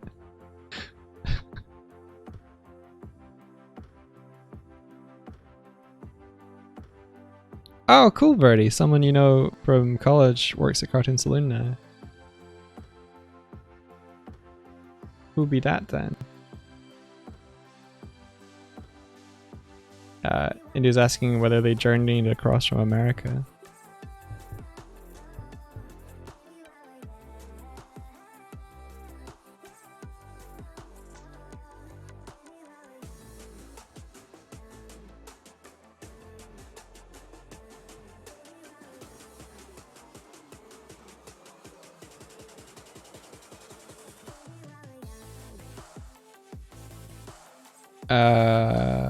I don't think there's other locations for Cartoon Saloon, but there are other locations for Saloon Productions. So I think Song of the Sea was developed by multiple studios across Europe.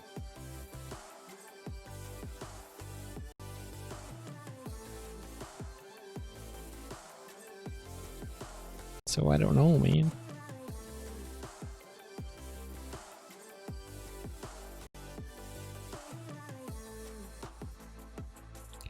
Oh, I haven't seen Wolfwalkers yet. No, I wanna though.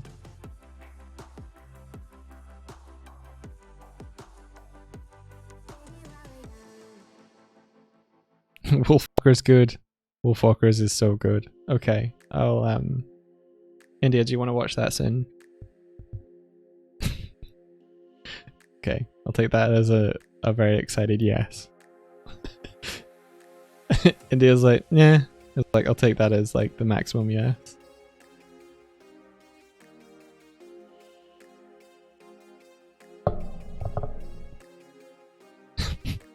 I've I've been watching Mandalorian with India, and she laughed really hard at the point where someone dropped Yoda onto the floor. She laughed so hard, you guys. I was like, oh, no, how dare you? She's so happy when Yoda might have been injured.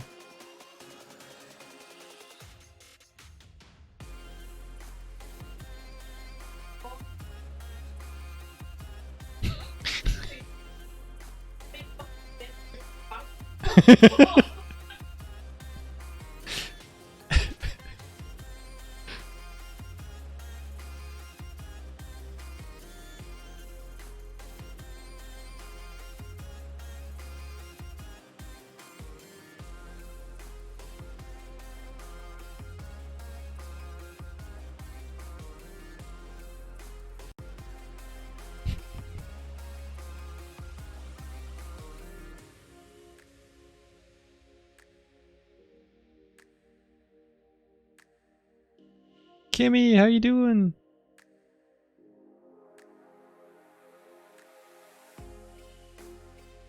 Oh, the 1984 Wonder Woman. I haven't seen that either, but I have seen people sort of like making comments about it.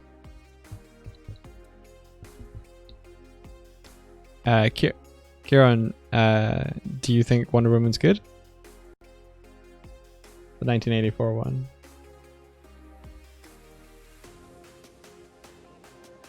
Yeah, maybe it's a gem. Maybe people just don't understand. If you like Superman 2... Ah, is that the one where he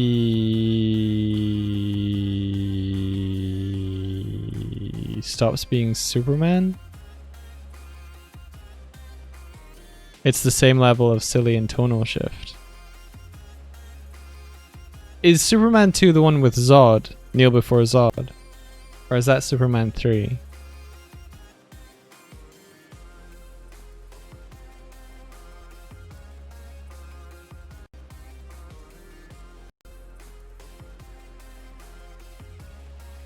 With computer merge.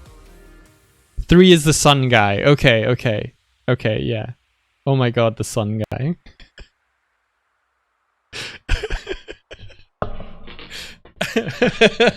Oh shit, all of the sun guy fact knowledge is coming back into my head. Thank you. Have you seen Superman 3, India? Have you any interest in it? Okay. You love Superman.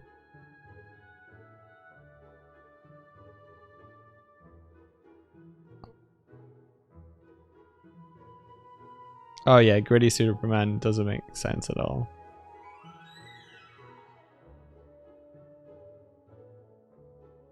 Yeah, in Superman, the third one, Superman decides he's going to get rid of all nuclear weapons on Earth by throwing them into the sun. But Lex Luthor concocts a plan to take one of Superman's hairs and hide it in one of the nuclear weapons, so that when this happens, when the nuclear weapons are thrown into the sun, they create another Superman clone. Yeah. Okay, grab your microphone. Grab your microphone quickly. Okay, speak into it. Oh, it's not working. 1 second. Properties. Default. Do I have your microphone? Do you have your microphone? Oh, I think you have your microphone. It doesn't matter then. Let's sigh. I just because you were reacting to what I was saying, but yeah. So he creates another Superman, and it's like this blonde version that gets these really long, scratchy fingernails.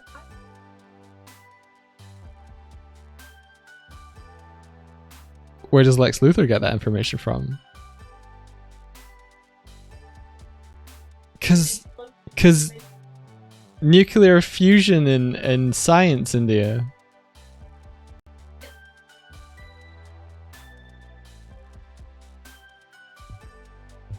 I don't know. I can't remember the exact details of how throwing nuclear weapons and a hair into the sun works.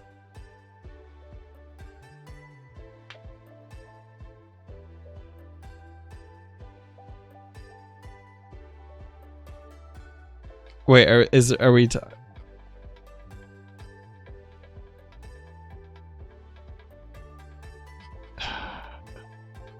Let me find out. Superman 3. Wait, no, Superman 3 might be the one. Superman 3 has like a dark version of Superman. Superman 4 might be the one with the sun guy. Yeah. Yeah, Superman 4 is the one with the sun guy. Oh my gosh. There's so many Superman films. I love them all.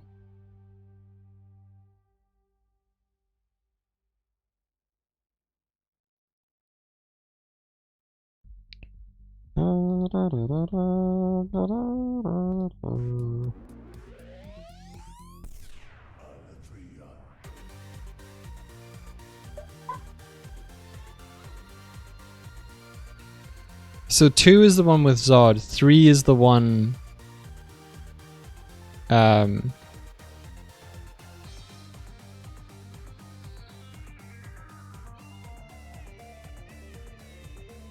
3 is the one with the robot stuff.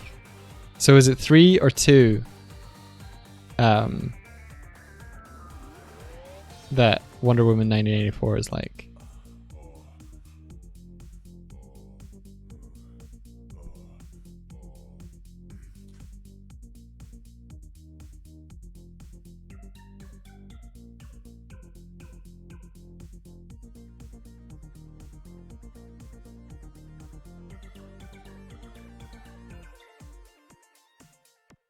How did the one strand of black hair turn into a blonde guy? I don't know. Let me... Superman 4 sun guy. Nuclear Man. Is he literally called Nuclear Man? Oh my gosh. Yeah.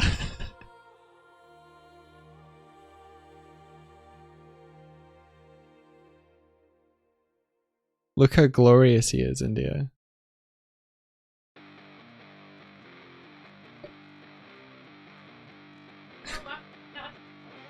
You suddenly into it now.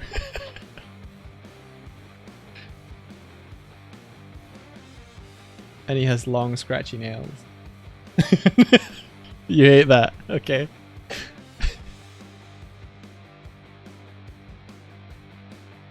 Oh, it's so 80s.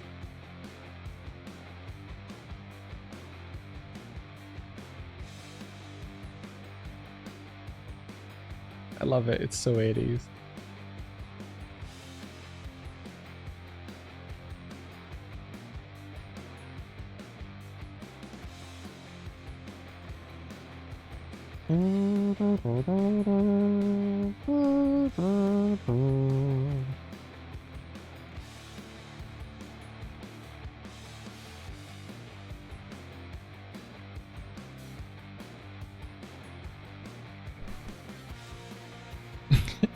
Nuclear Man toppled the American flag on the moon. The villain.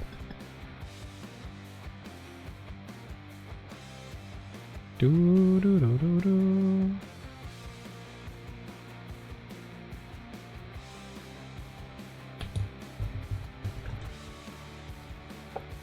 Do do do. Nuclear Man's actor is Mark Pillow.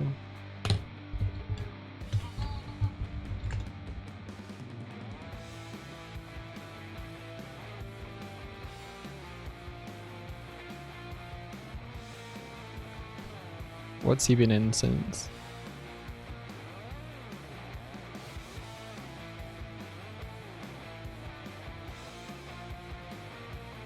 Not much.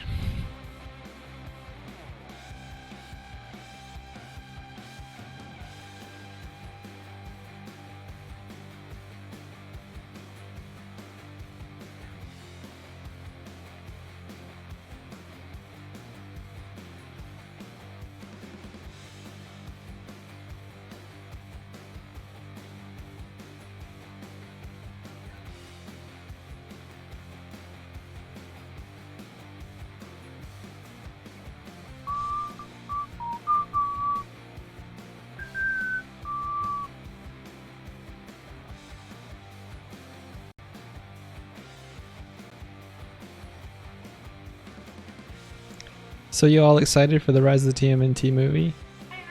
Coming out this year, I believe.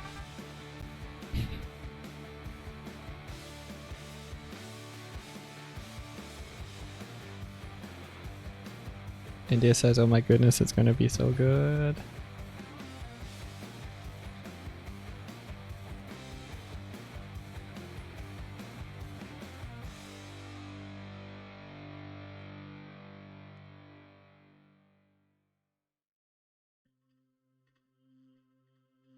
I can testify, yeah.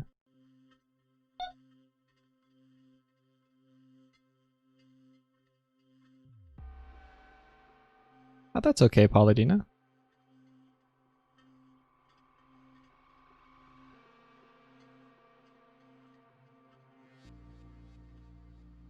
It's not an easy thing to track down.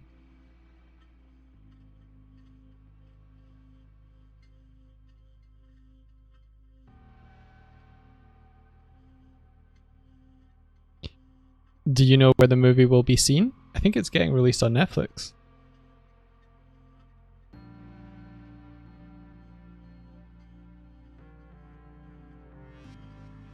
And from what I heard, Nicktoons are now running reruns of it Monday to Friday. So it's like, I don't know if Nick are like, oh, we have the movie coming out, we should probably promote it, or whether like people talking about it more and more is like, oh, maybe there is more interest in this show than we realized. But either way, woot.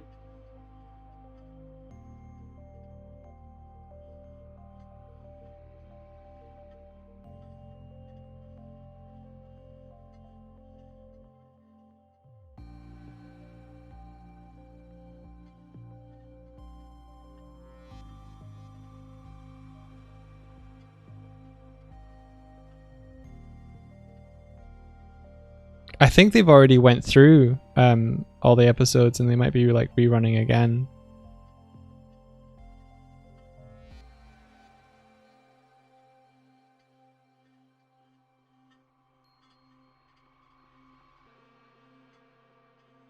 But I'm hoping that Netflix will put it on their platform. Like the easiest way to get it is if you have a VPN, you can watch it on Canadian Netflix. That's probably the best legal go-to. And if it bumps numbers on Canada's Netflix, then yeah.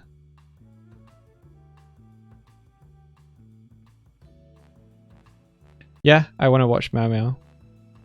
What's the best way to watch Mau Mau?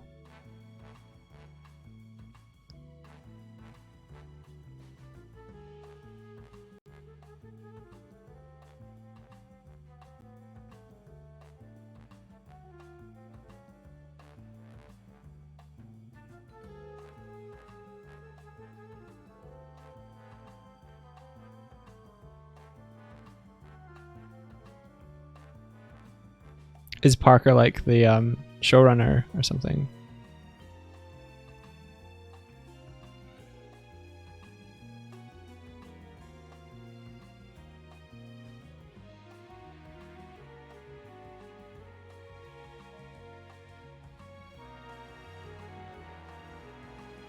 Okay.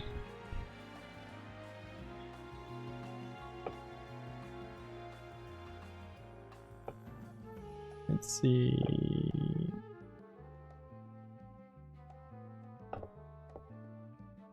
Wow.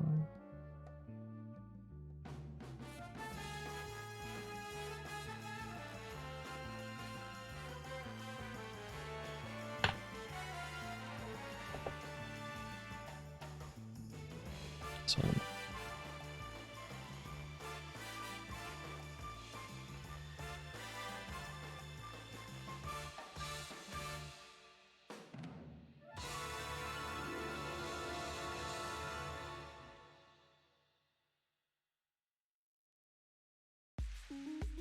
From what you've heard, the ratings over the first few days are super crucial to whether Netflix or some other stream platforms continue their shows. So the initial reception is key. I think that's why they put so much time and effort into pre-promoting. But I think, honestly, things of quality that might be like a little bit more of a slow burn gain popularity over time. That like word of mouth is way more powerful. Like, you can't expect to have all of the story delivered to you in the first episode. So I don't know.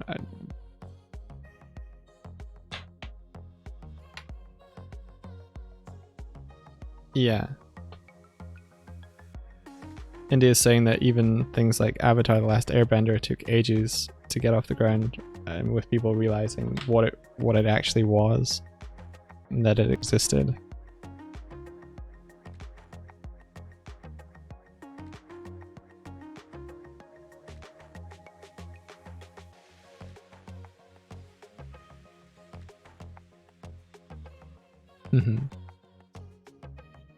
If the entire story is in the first episode, why make a whole show?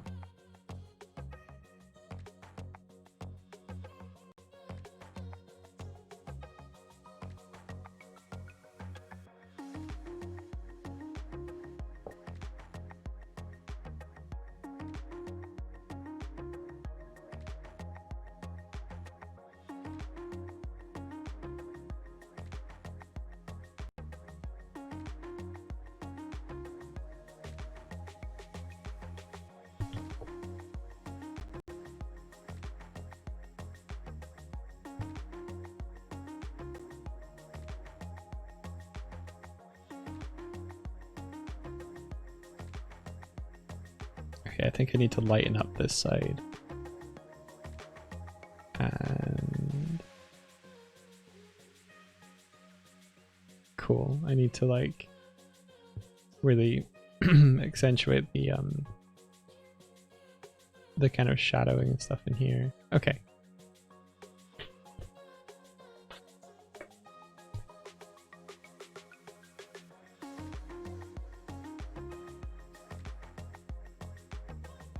There's an alternative timeline out there where Nickelodeon slept on Avatar: The Last Airbender. Yeah.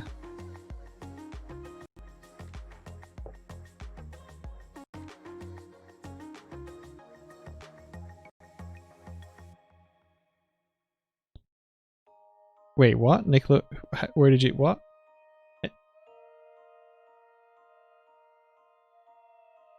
Oh.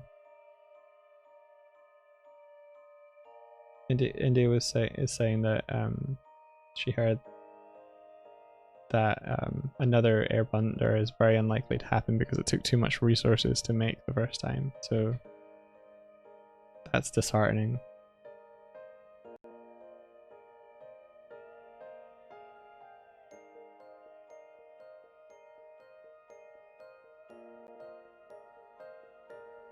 Right.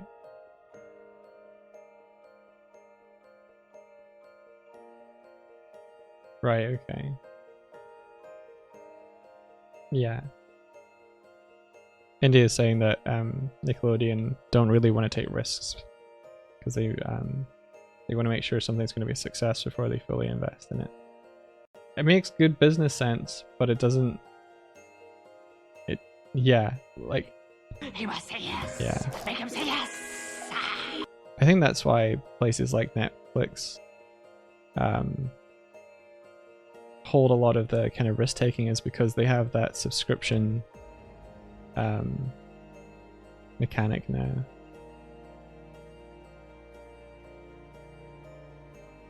I actually don't know how Nick earned their money either.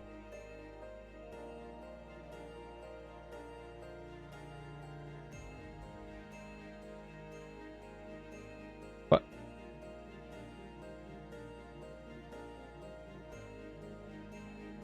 yeah.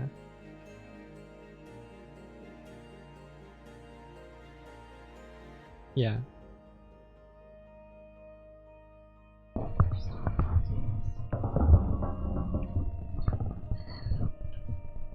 It's okay. I don't want to stand on the soapbox. I'm just saying, like, they had a gay coded couple of years and years and years ago before a bunch of people showed it.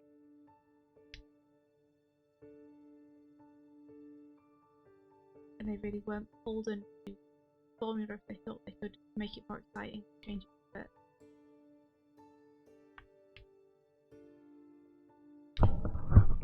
Yeah, I have a thing that I say is like TMNT is a kind of a niche interest for its history and stuff. Like, you have the TMNT audience, and a lot of them argue, and there's infighting about which one is the best TMNT show. Like, what's the good TMNT show? And I would say Rise is not only a good TMNT show, it is straight up a good show. Like, it breaks the mold in a way that the others have been not afraid to, but just haven't broken out of that original setup. So there's been so many. Yeah. Yeah. And is saying that there's an element of fear there. They're scared what would happen to Rise would happen. But I think what Rise has done is like almost a phoenix out of the flames. Been like, yeah, we didn't capture a lot of the naysayers, but they've captured the hearts of a lot of people who are now being like, whoa, TMT is cool. And Rise has brought more of an audience into it because of that.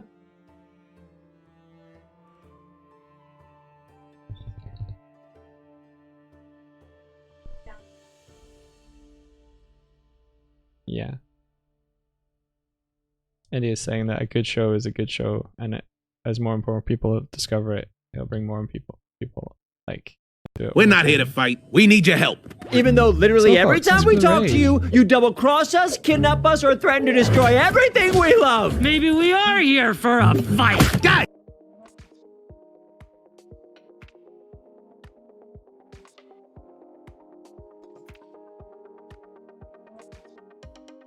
Wait, that's why I'm not hearing it.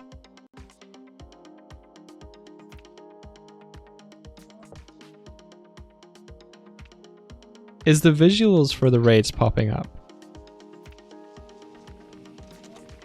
Hey Sofox, how you doing? What were you up to?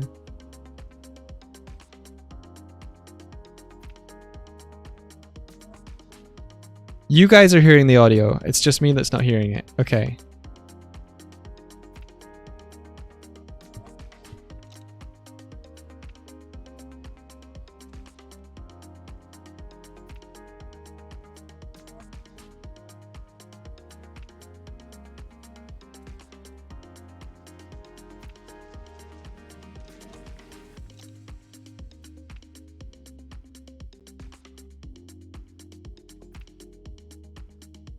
Playing Streets of Rogue. Oh, awesome. Okay. Lighten that up.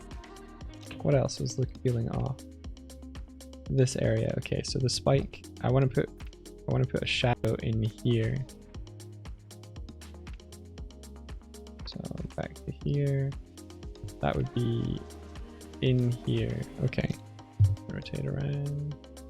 We are texture painting an anchor at the moment. It's good stuff. I've got a nice soft brush for this.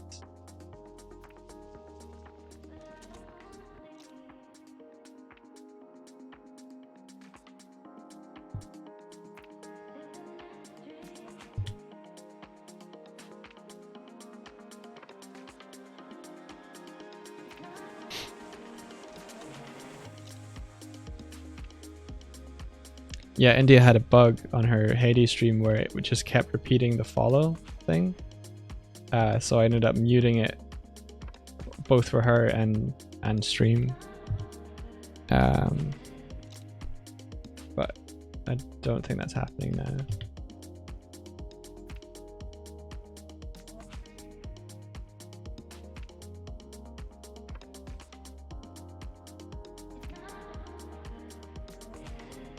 Sofox is the only person who quizzically streams that visually confirmed in real life that you do exist. And you're not just some sort of AI entity on the internet.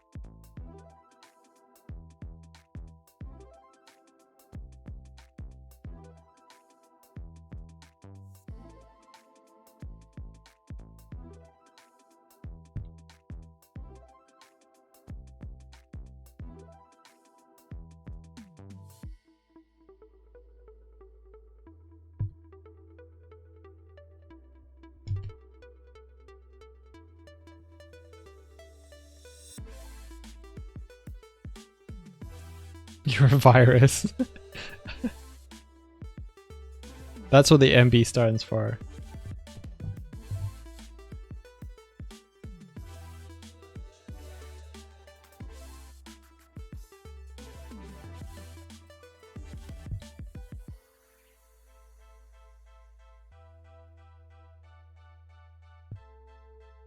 You were talking to a captain of a boat earlier.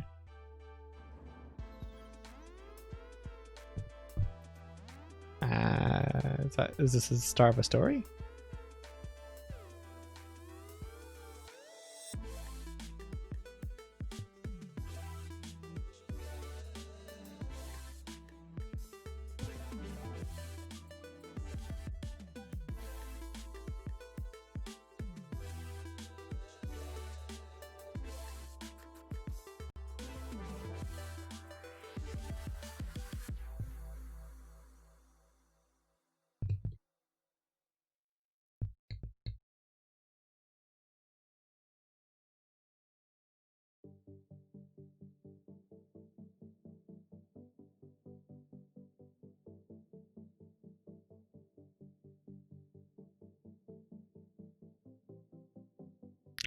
It was like, you have a ship in your game, he has a ship, it's a real life cat.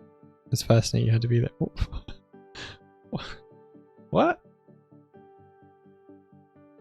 I'm gonna admit I'm confused.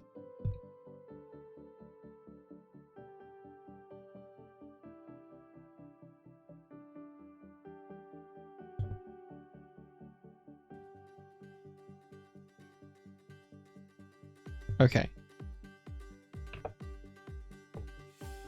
Once more, let's test.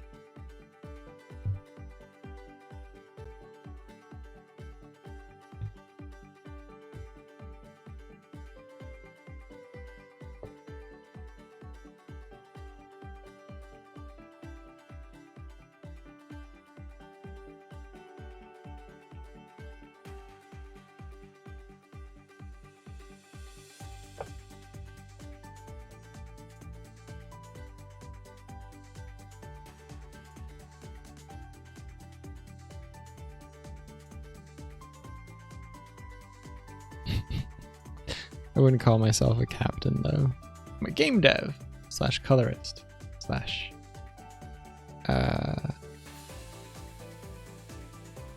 yeah. Oh, I did a couple of little creature concept art for Ross's Crypts and Creepers, by the way. I wanted to do a little something yesterday so that I wasn't just a stupid lurking dude on the Discord server. So I did a couple of like little mushroom creatures and a moon sheep / deer / thing. So the antlers were in the shape of a crescent moon, and it would have like stars on its pelt,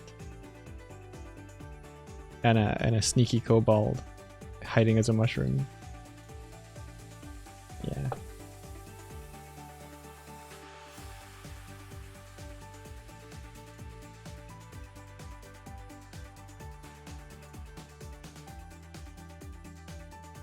Oh, it's feeling a bit better.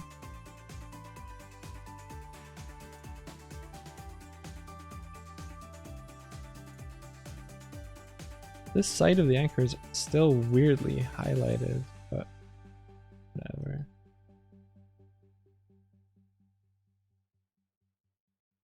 Hello, how'd you do? I'm not broken, I'm just split in two. Hope you're fine.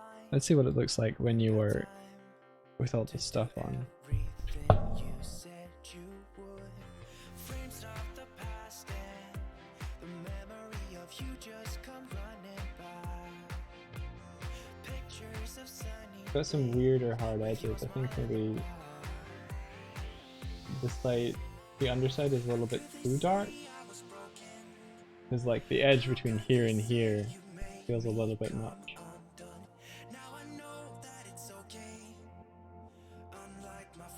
Yeah. Let's lighten that up.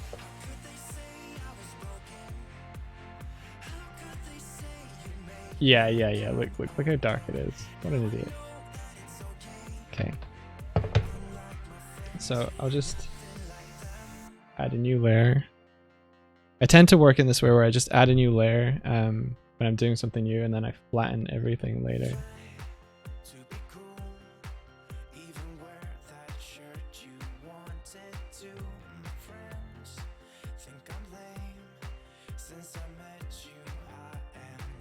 Yo, I really like working on my own stuff. I think I didn't realize quite how much until I had like missed it a lot. Yeah, I feel like every artist does too, but I didn't know what I was.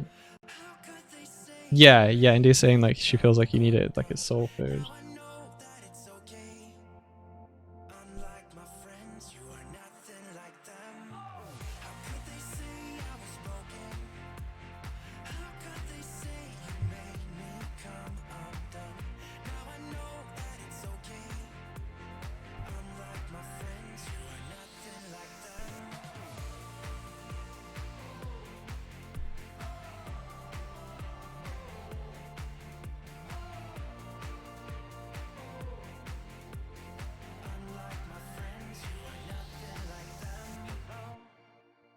You do. I'm not broken, I'm just split in two. Hope you're fine, ain't got time. I'm not broken, not broken, not broken. How could they say I was broken? How could they say you made me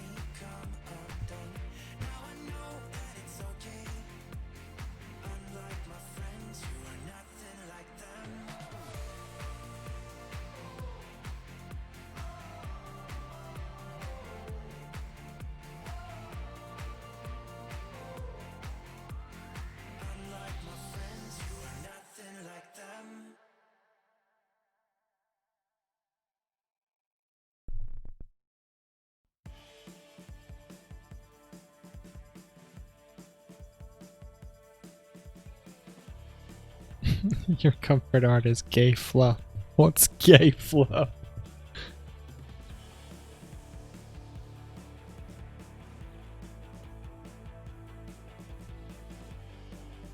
Oh, I really like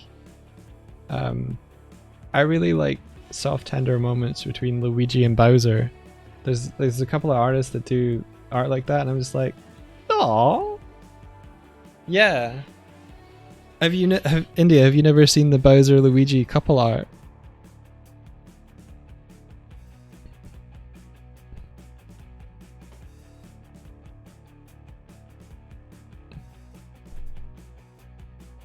Have I seen what zine? Is there a Bowser Luigi zine? This is really adorable.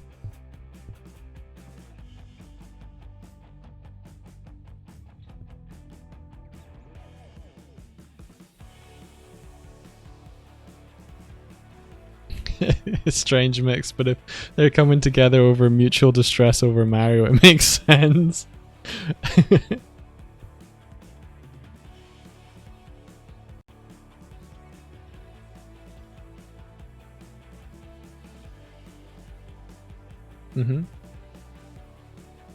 I don't know. India's asking if you save Princess Peach as Luigi, does she still give you a kiss? I'm assuming probably, yeah.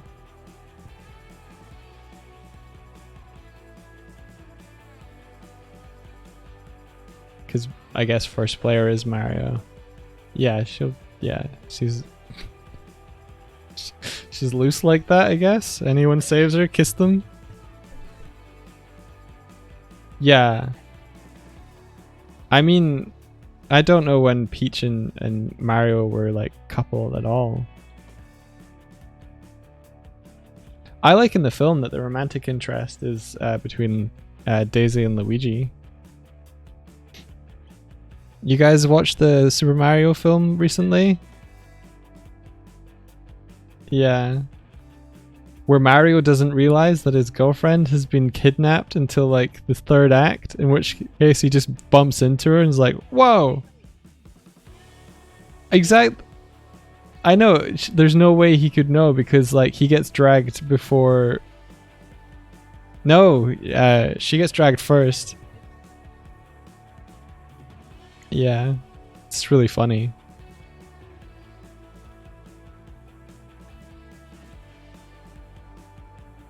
Did someone say the Super Mario movie? Yeah.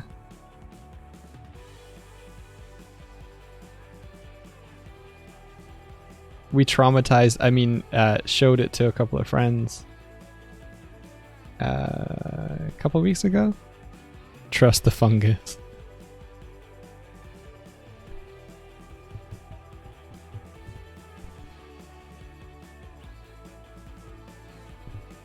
Bob Hoskins made a good Mario.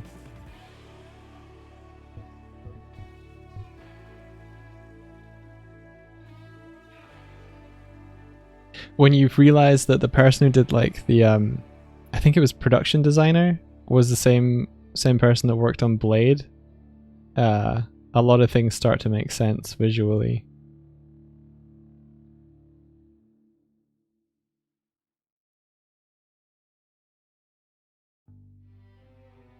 I think he went on to work on Blade as well. It wasn't like a... Maybe someone saw his work on that movie and was like, that's what we need for the vampires in this film.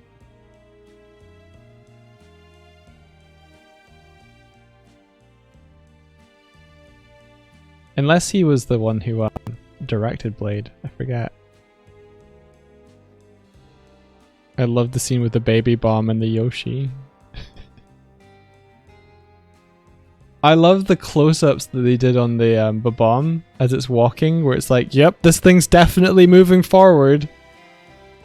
As it just, like, the little toy version of it struggles to make its way forward.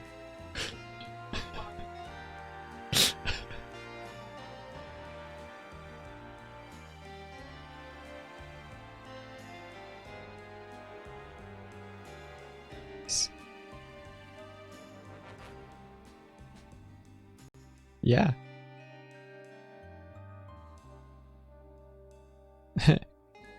JJ, the what's his title on story director on the Rise movie, was saying that if you see any shots in the Rise series that are reminiscent of the Super Mario movie, that's more than likely his influence.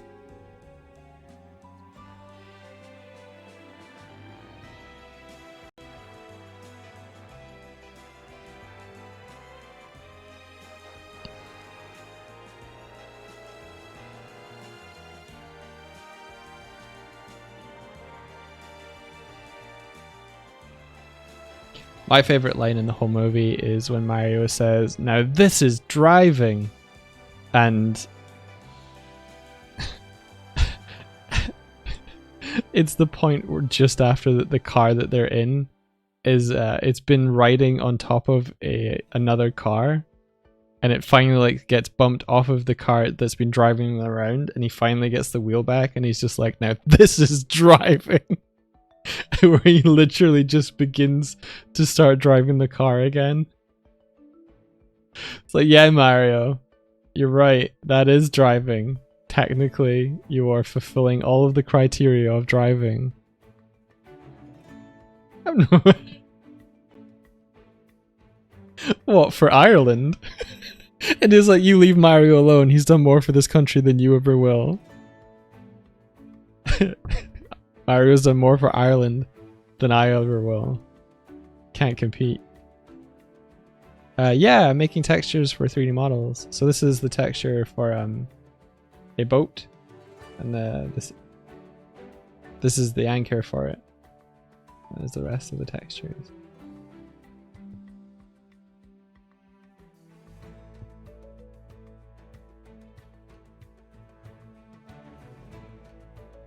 Ah shit, I might have ruined some of the textures on here.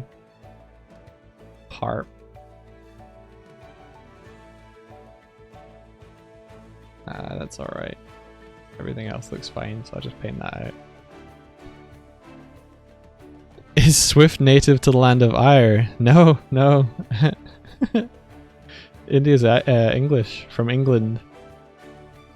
From the land of Ings. She says. She's just gone native, yeah.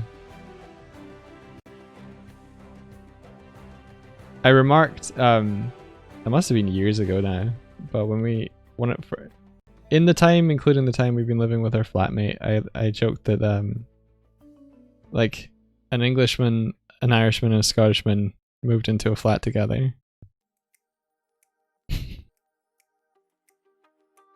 And he just said that's really funny and unamused. I'm just saying our apartment setup is the stuff of comedy. It's a setup. Just stop undercutting me.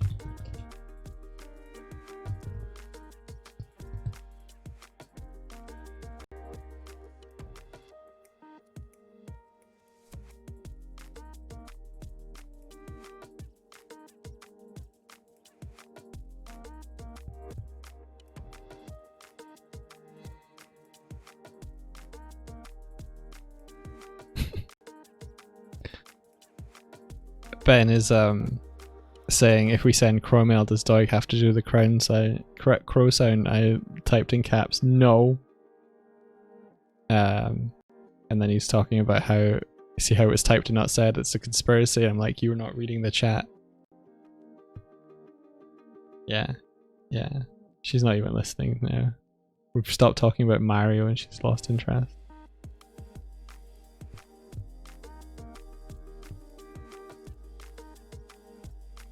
I think my favorite part in this texture is the Pigu face. What's a crow sound like? Could we get bear mail instead if India isn't here? Oh no. Rawr. That's my bear sound.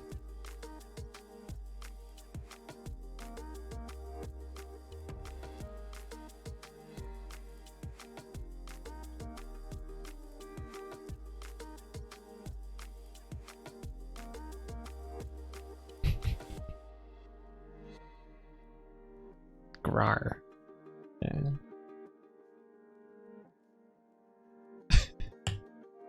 I can't believe you just vocalized roar. Oh. Stop trying to get me to do animal noises. I'm a human being. Wait, no, I'm a bear. India was like, oh.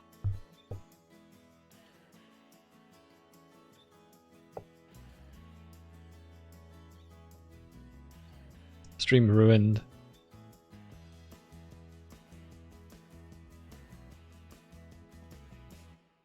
You mail. Okay, let's see.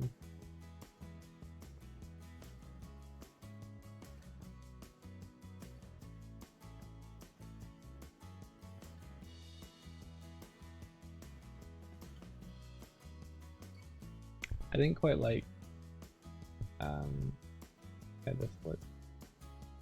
I'm gonna do that.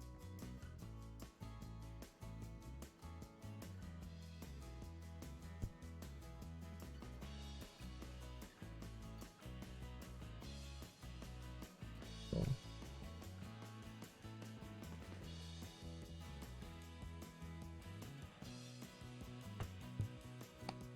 You did a Birdie, you did a completely different cool personal project. Cool. Completely different from what? Oh, you did the voices. Ooh.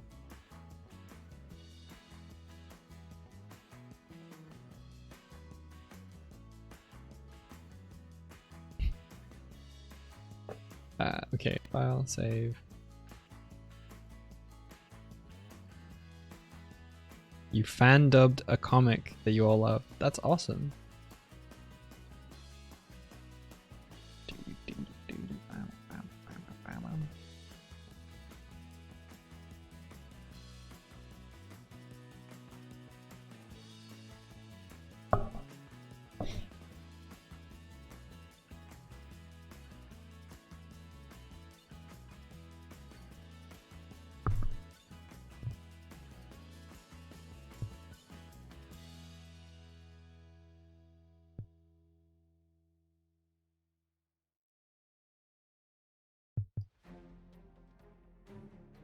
Wait, did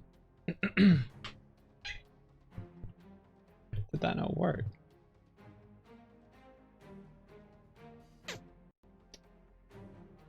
Infinite loop.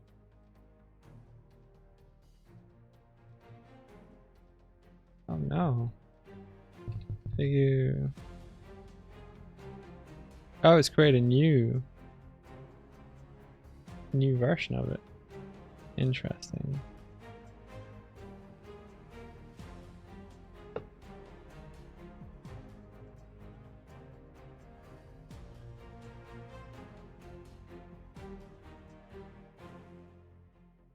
Give me the new texture, yo. I think it's because I was saving it as it was importing.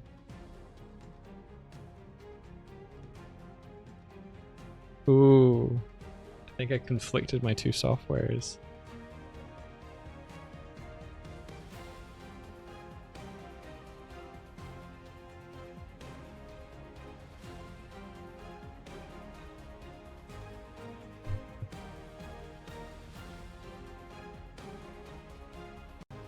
There we go.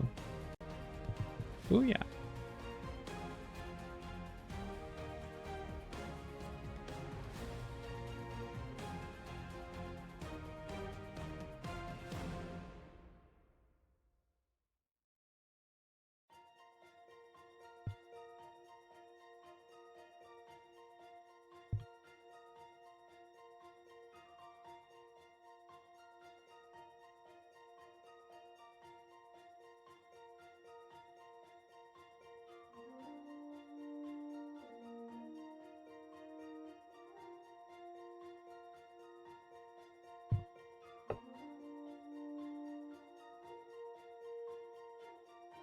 Okay, I want it to be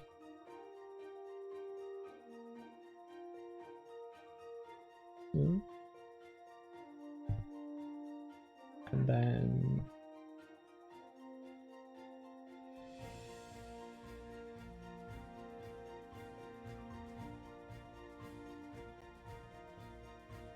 auto smooth. Cool.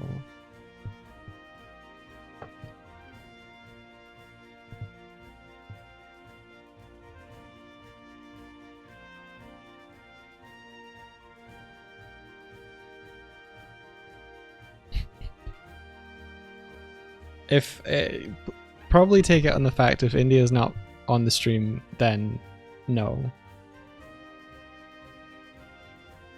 They're asking if they send you squats, do you have to do them? I think if she's not choosing to stream herself, then that would be a little bit unfair. I don't know, what do you think, India?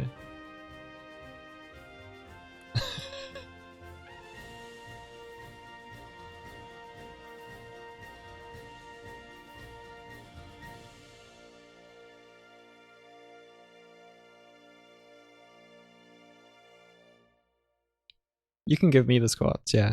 I'm choosing to stream.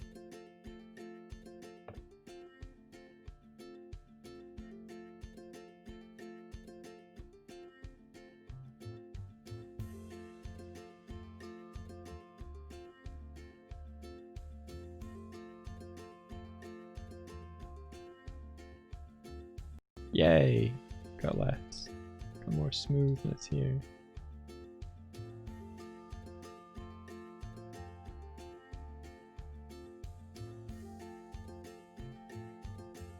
Wait, what material is... Ooh. What if I...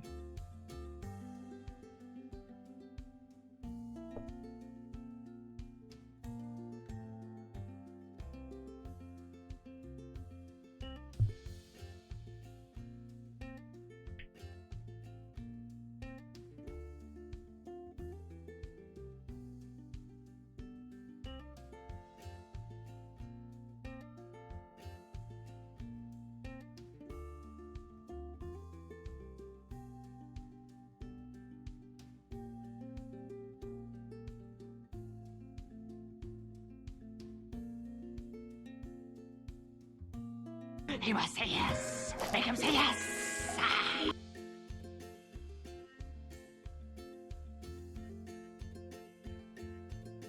Yo! Anivia, thank you for the follow. Anivia, that makes sense.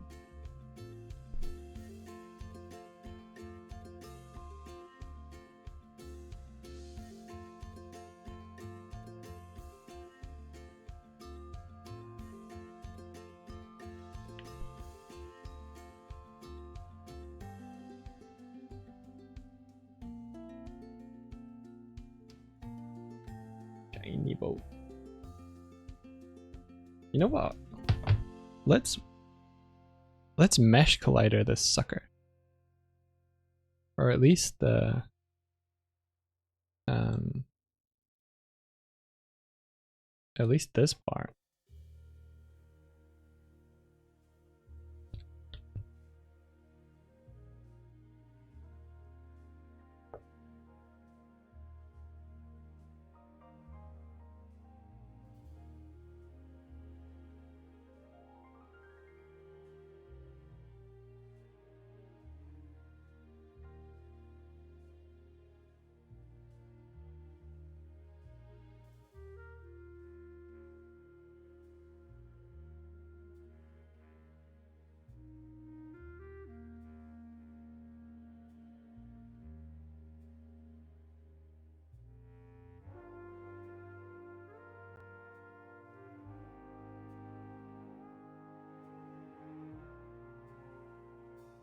Oh, thank you. Yeah. Aiming for a kind of stylized approach.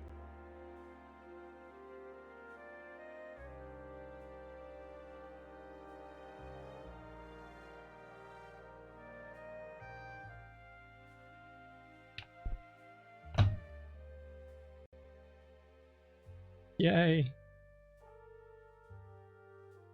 Wait, what? Okay, that was weird.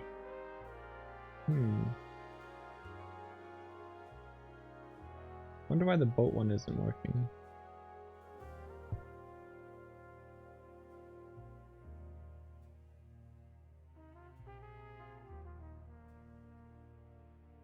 So you're scanning teeth molds, right? And I gotta sculpt the crowns. So basically, you're 3D modeling a tooth. Oh no. Sorry, I just read the thing of Ben talking about all the teeth being inside children's skulls. Yeah.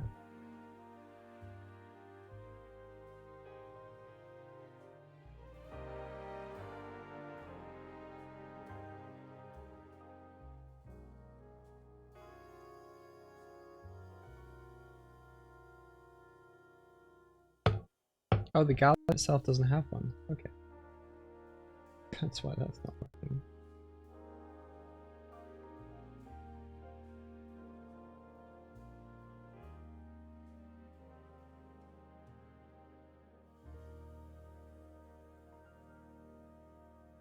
Yay! You can walk up the ramp now. Because I finally turned that on. Booyah.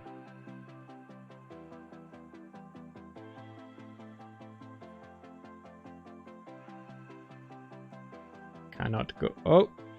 Can get in boat. Is in stuck boat? No. Why? Okay. Mesh colliders can be unreliable sometimes. All the time. So where are you sneaking in?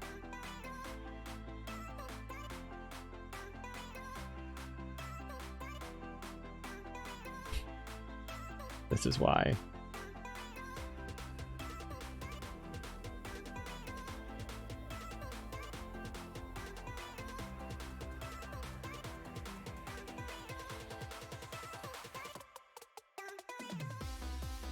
I should make a little video clip with the cat running, maybe another cat running alongside him, and have put like running with the wolves from Wolf Walkers to it.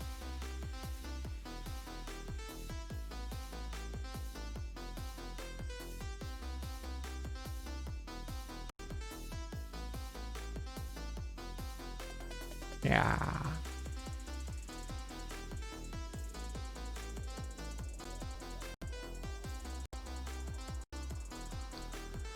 Let's make Pigus react to bombs.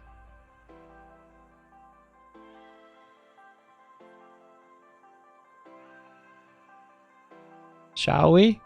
Yeah.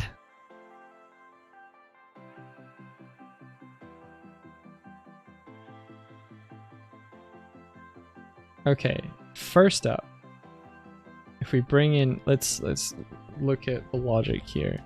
If I find a cannon bomb, my cannon bomb prefab is this one here. Cool. Figure react video. Okay, on the cannon bomb there is a explosion responder. We need one of those on a Pigu. So Pigu, add component, explosion responder. Cool. Then in this script,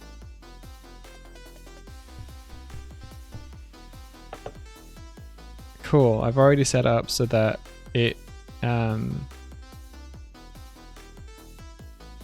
if the game object it's attached to is a Pigu, and therefore it has a Pigu controller, do this. Right. I've set it up so that bombs do the bomb chainage. Sweet. Cool. Which means that if I do this, And say if Pigu, then Pigu dot. Let's do spiked for now.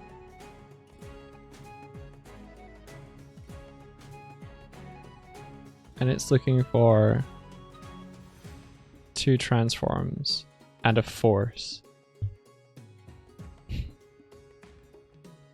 No, what's KBF? Shit, what's KBF? Go to definition.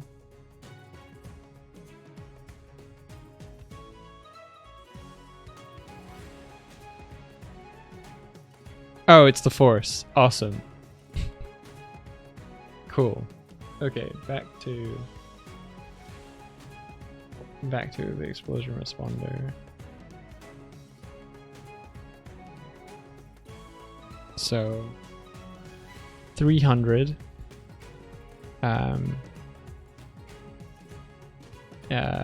this dot transform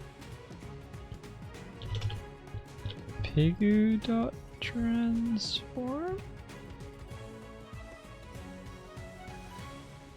Boom.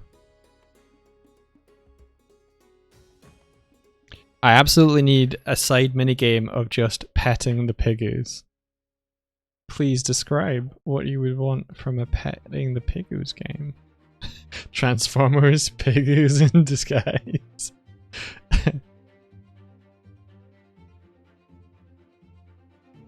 Oh, imagine there was a whole mechanic where if you didn't love your Pigu enough, it wouldn't listen to your commands. It oinks instead of purrs. I mean, there's a Pigu in Monster Hunter. Listen, if you're gonna write a cute Pigu, you at least need to be able to pet them. No, only war. Okay. That wasn't enough.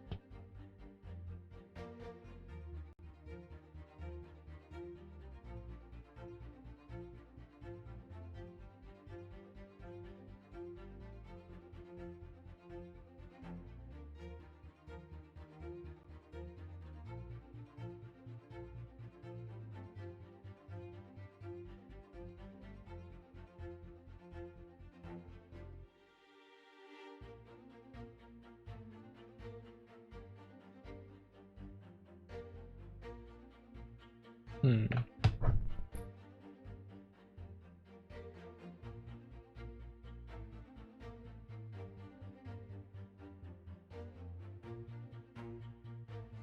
Force 400.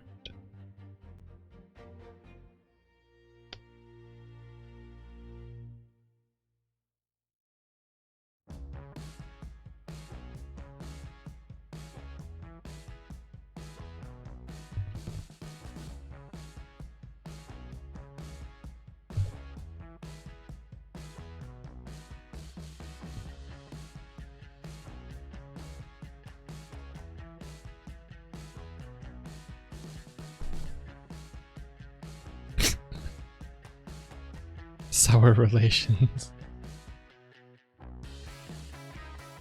I want to. I want you to be able to feed your Pigu. That'd be fun. Hmm? You could feed the Pigu the people you defeat, says India.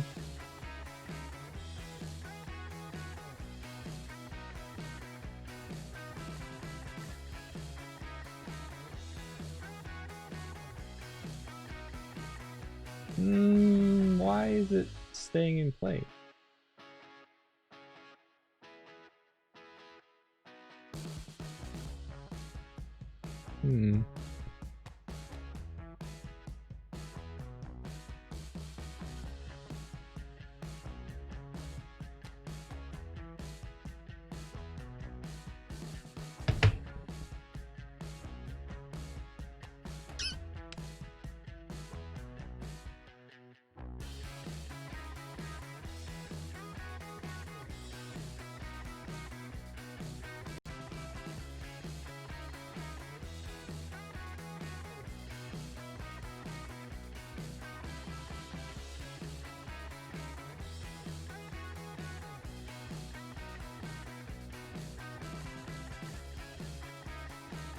Okay, that's pushing it around now.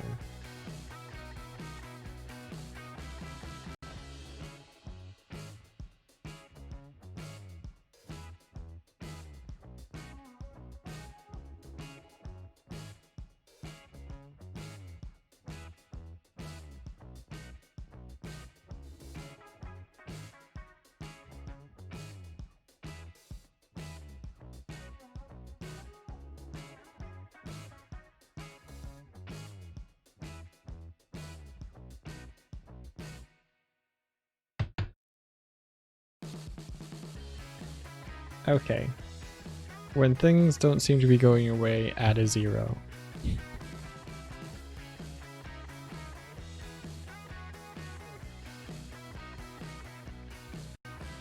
Hey Ola, how you doing?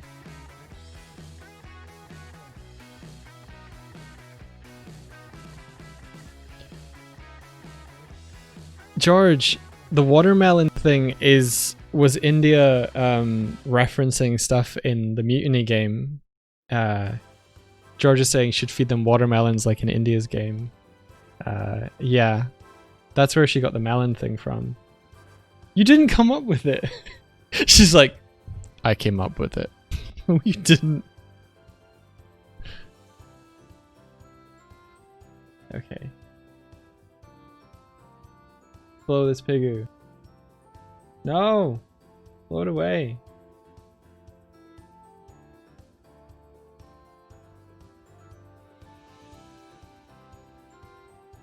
Okay. Is it the... Is it the Pigu's character controller is... Okay, now it won't respond with the explosion responder, but will it just listen to the force of the bomb? I feel like I had... Yeah! Okay.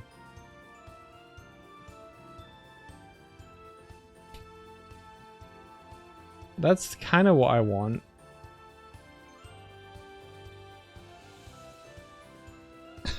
Can we add a tiny piggy that says, Daddy, am I going to die? Like in India's game. That would be horrific if it was like inside the boat and there's just this tiny pigu in there. And it's like, Daddy, am I going to die? And then you go out and joust tournament. That's horrible. This thing has no friction on it. It's an ice skating pigu. Pigu joust deep lower.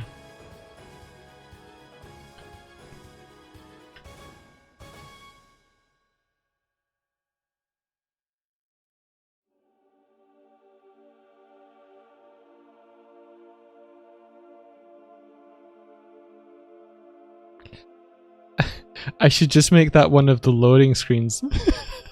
Verdi, did you not see India's Pigu game?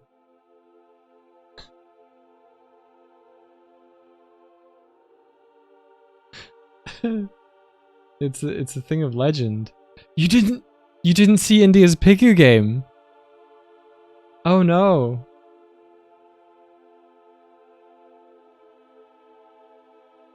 India made me a game for my birthday, which was Pigu Densetsu, or like an RPG featuring Pigu. There's a stream, we did a stream of it.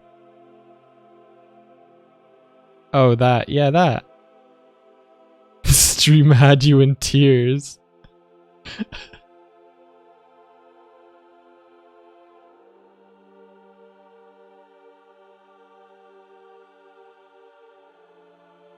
There. There's way not enough force. Why? Is it because it's not stunning? But it...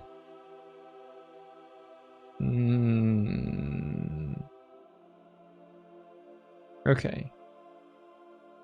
If we have the Pigu controller...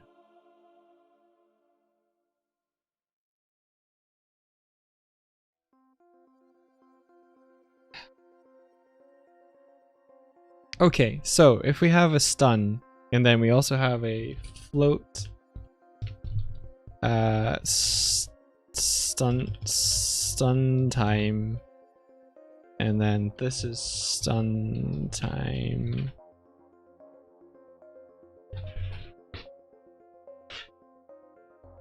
And then this is 0.1 F.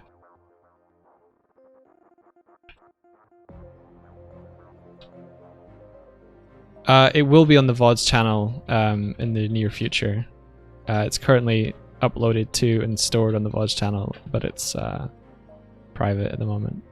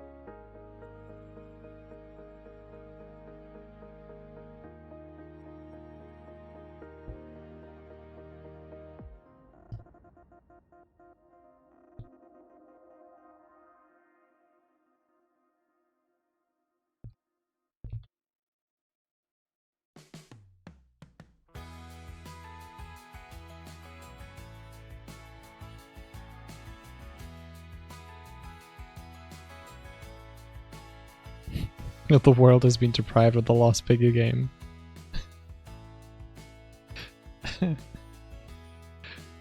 Oh man.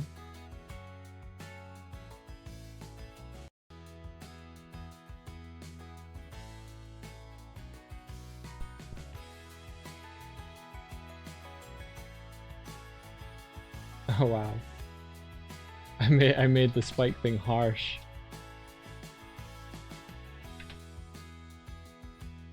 How far do you go back? So far.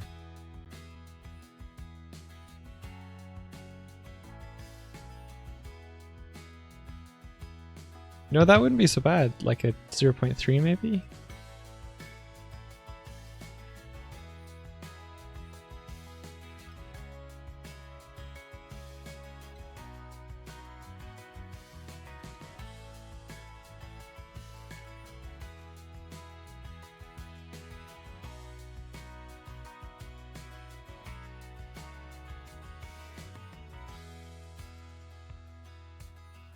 Piggy Joust was a minigame inside of Mutiny, and that I wanted to like extract and make its own game, because Mutiny itself is like a larger scale game. I wanted to make something that was a bit more manageable.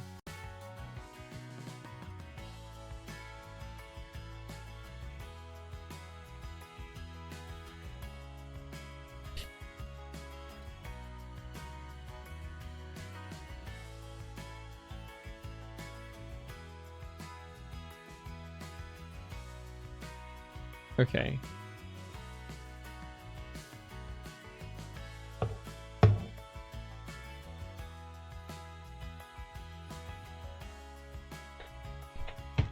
So that's passing in this. That should go to Piggy Spiked. Goes into Piggy Spiked. Uses that force, adds the force direction. And stuns for 3.0.3. That should be working. Why is...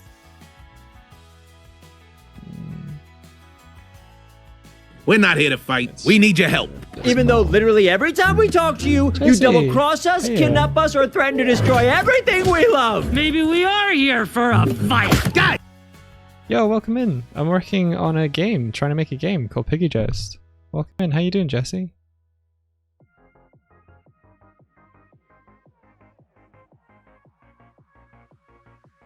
So currently trying to get the get the bombs to react to make the Pigus like get knocked back, which they currently are a little bit, but it's not as intense. There we go. Wait, no, that was on this, wasn't it? God damn.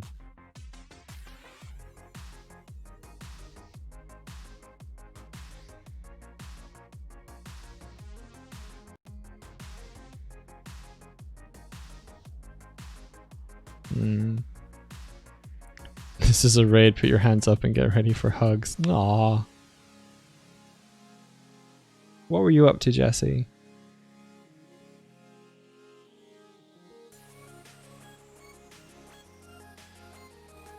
That was satisfying.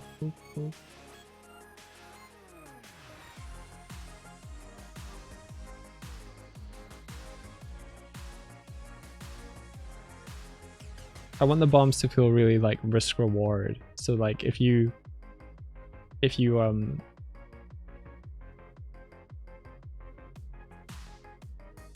too close to them yourself, you're gonna get pooped.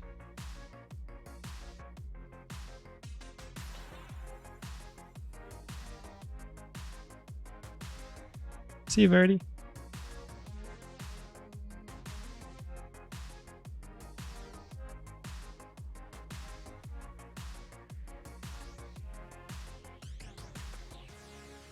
It is damaging my pig. It is. I'm getting flashed. So it's doing something. Just the force isn't big enough. But 4,000? Why is 4,000 not doing anything? Is it because of the distance away from the bomb? Like if I were right next to it, would it be farther?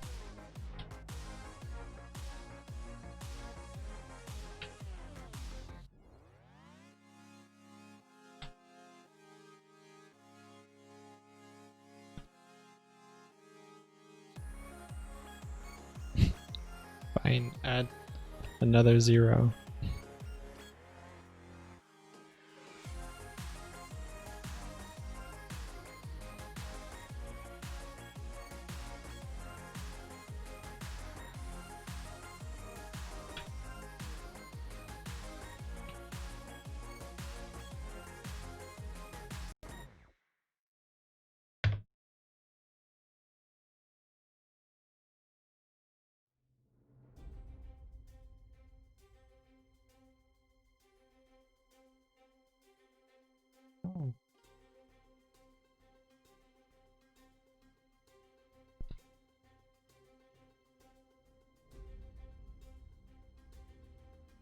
It's such a little bit of knockback. I wonder why. It's using the same logic as this.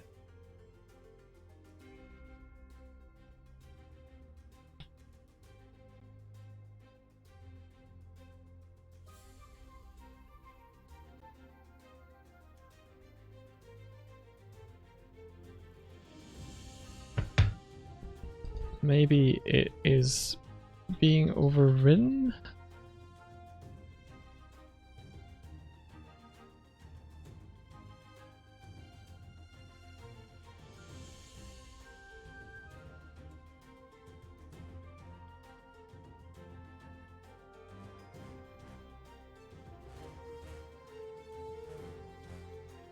Maybe this is overriding it.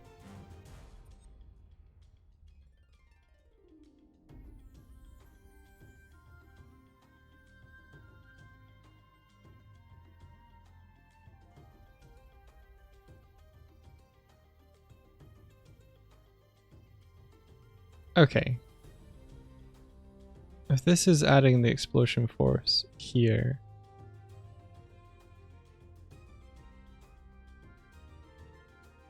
then if I do a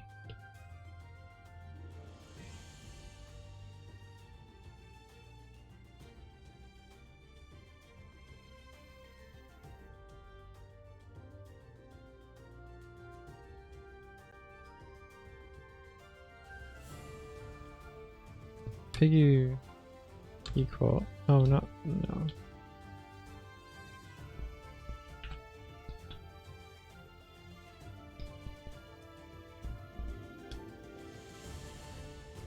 Autocomplete can be a real pain sometimes.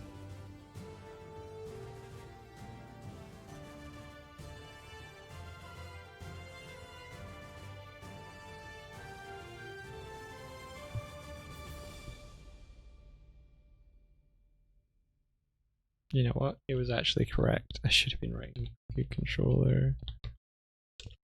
B2 equals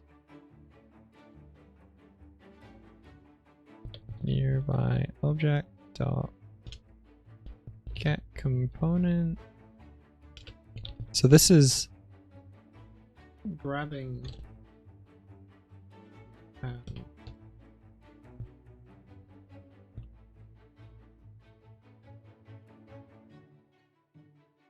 grabbing the component from whatever is hit. Let's look at this logic again. Sensei, it's an explosion. I think that's the particle effect, and then it creates a sphere, a physics overlap sphere. And then for every collider contained within the radius of this sphere, it finds the rigid body. If it's not null, then it adds an explosive force to the rigid body. What I'm doing here inside of this if is that if that Pigu does indeed exist, then Pigu dot stun, and then stun it for 0.5 of a second. Oh, not stun time. Stun. It's inaccessible because it's a private, isn't it? Okay, Pigu controller, B2. Stun, stun, stun, stun, stun, stun. Stun. Public this. Save. Cannon bomb. Cool. So we're stunning this. And then forget the explosion responder.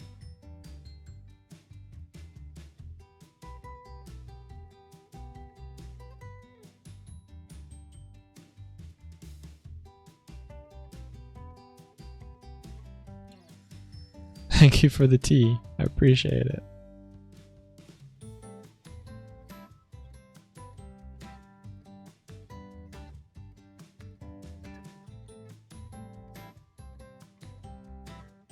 Remove component.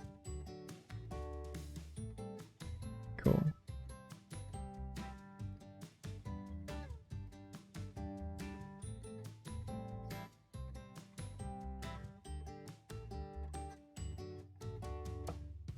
Okay.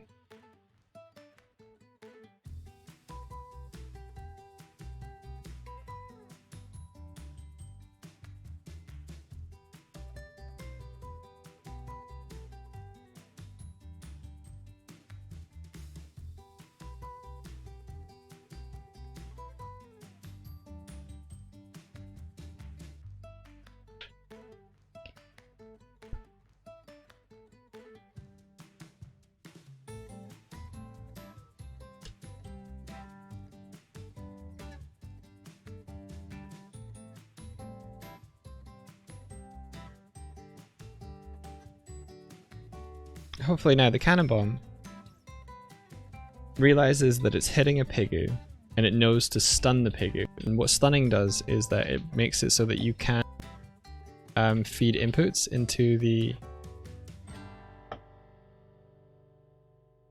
pig. So it like, I think it turns off its rigid body as well. Let's see.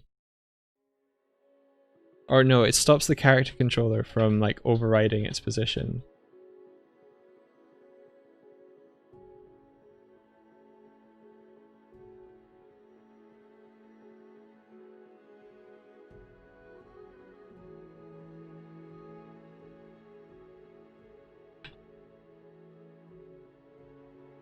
He is getting pushed back a little bit.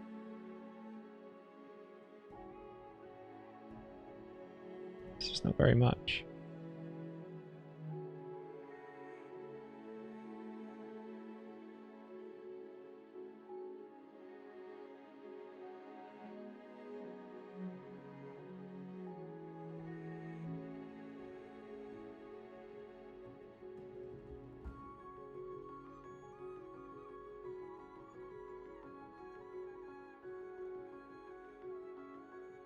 I'd like that to be like feel a little bit more punishing.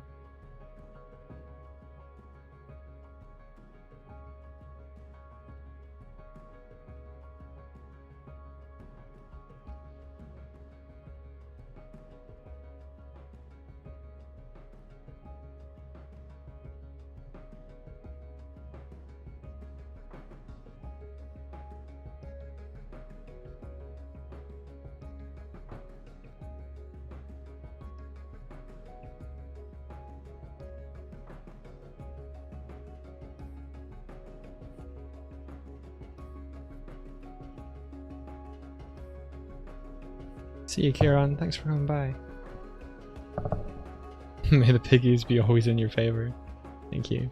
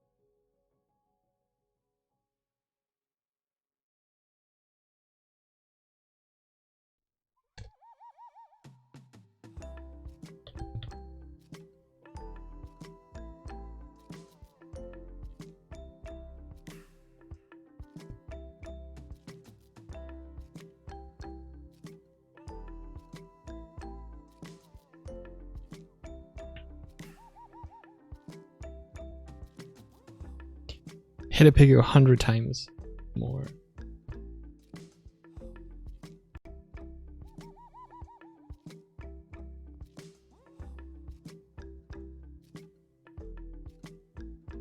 What I'm hoping to see is that the pig goes absolutely flying.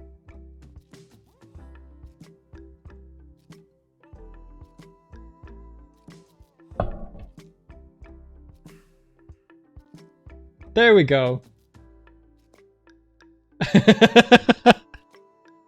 There we go. Once again. Alley-oop.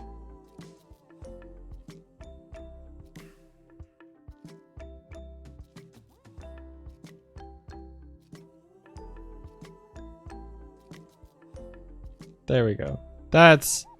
There we go. Okay. Times 10.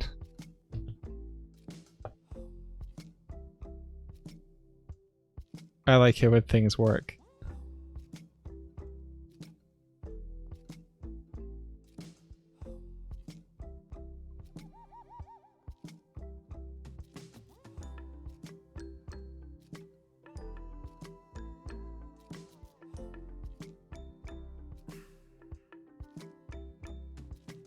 Ten might even be a bit too much.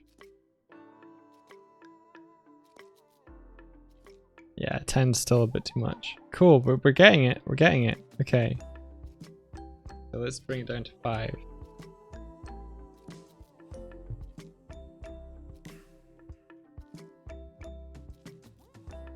The problem comes when you want bigger, better things to work. Yeah.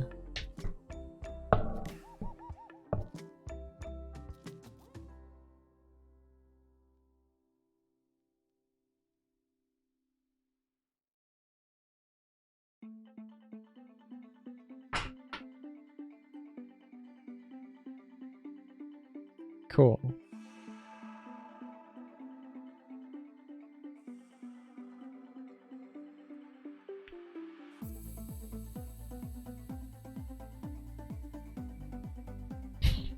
Just a little MMO. Yeah, the Mutiny game they were working on, it kept like venturing into sort of RPG territory, and we shouldn't have. It should have like just focused on like having a little multiplayer brawler thing.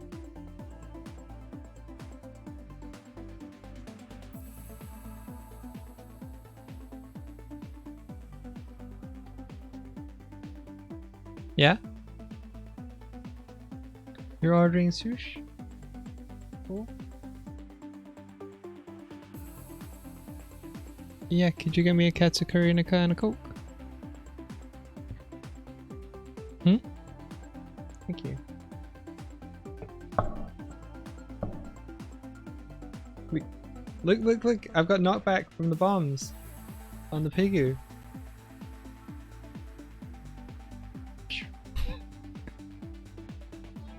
That might be a bit much. Getting hit by 2 bombs at the same time is pretty fun though.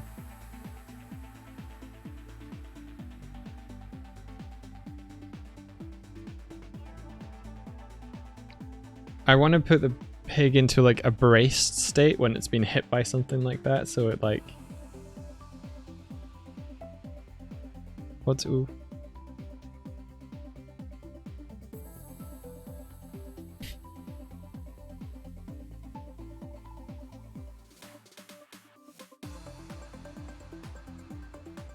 Oh, I love the chaining bombs.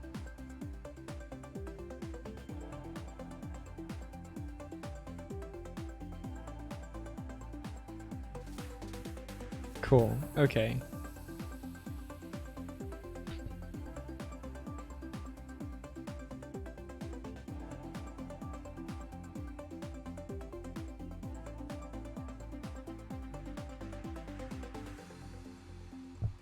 Extra sauce, yeah, please.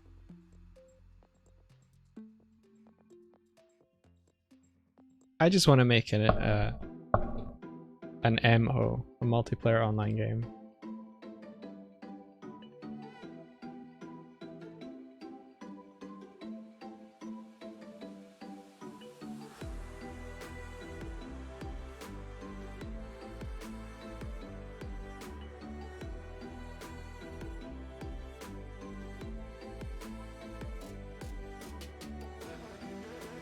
Let's build the system where the bomb reload thing happens. So first off, let's bring back our UI. And then it's the Pigu that has the bombs. So let's write it into the Pigu script for now. It'll be moved later. So, Pigu controller.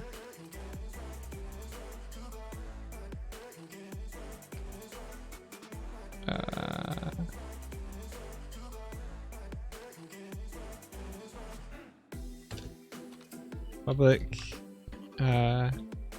let's say, guess we could just be an int, public int, held bombs, public int max max bombs. Cool.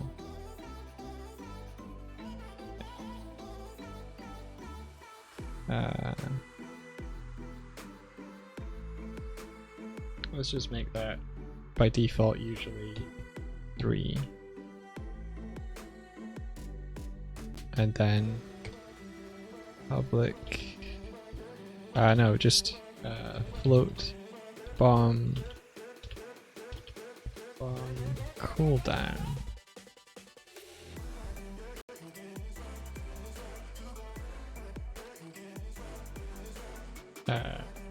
Equals like 5 seconds.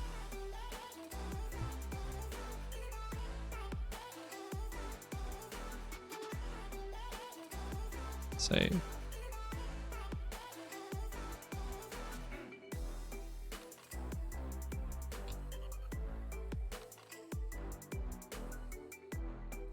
Oh, I don't need to make the hell bombs a public. That can just be a internal one. Actually, let's let's make it public just so we can see if it's working for debug. So max bombs 3, bombs. So every time he fires a bomb, so I think that's on weapon. Weapon starting, weapon performed.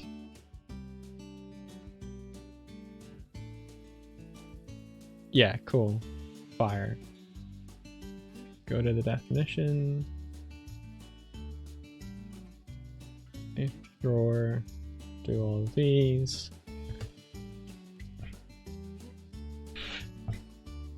A lot of this was like someone else's code, so we do not need to randomize the color.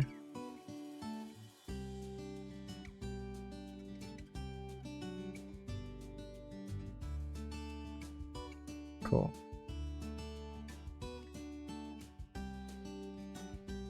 Let's see.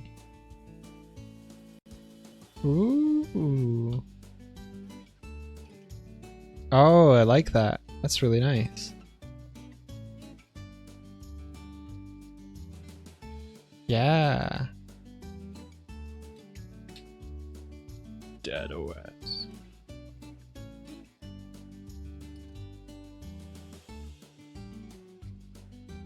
Very cool. You completely like selling the vibe of what you're going for with this. I really like the way that you have the mesh appear. That's really cool. How do you do that?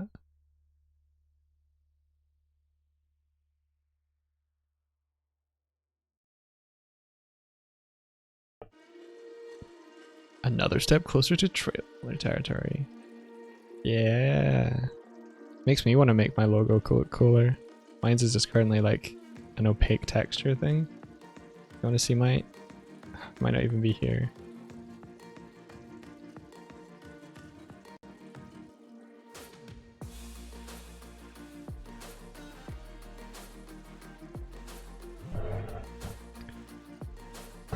Okay, so I want held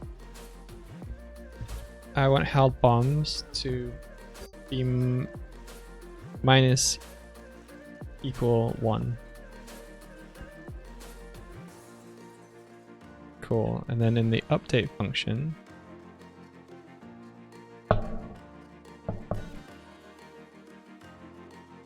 how would I do a restore ammo over time? Unity.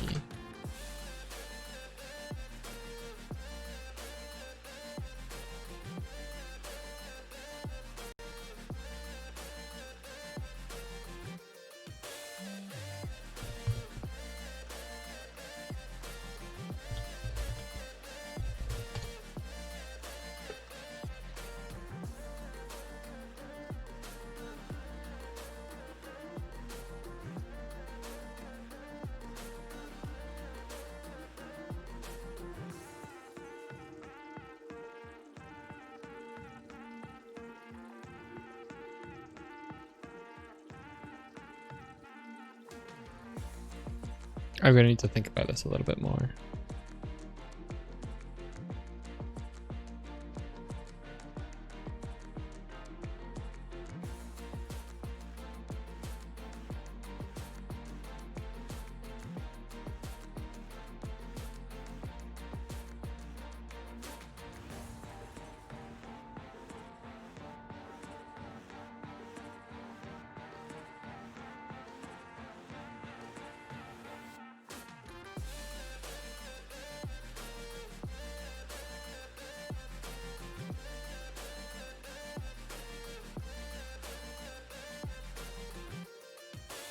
Where's my updates? Cool. Yeah, so if held bombs is less than max bombs, okay.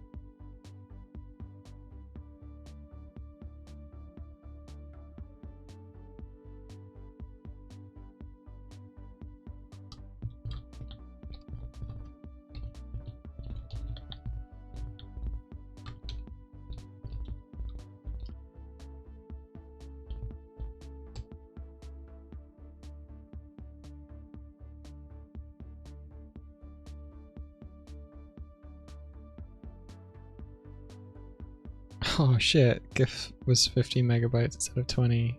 It only accepts 15 or less, that sucks.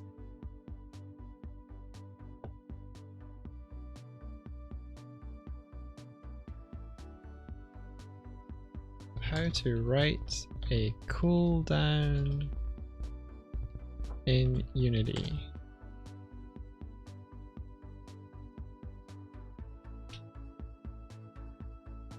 How to create a cooldown manager for your spells. That should be good.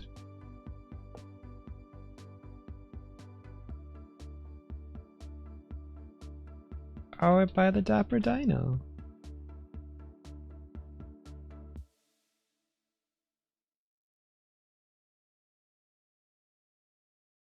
Do that internally, but if you have, like, you know, like in my game, like 84 spells, You should be able to hear the tutorial now. 84 spells, and then there'll be other cooldowns to take care of as well.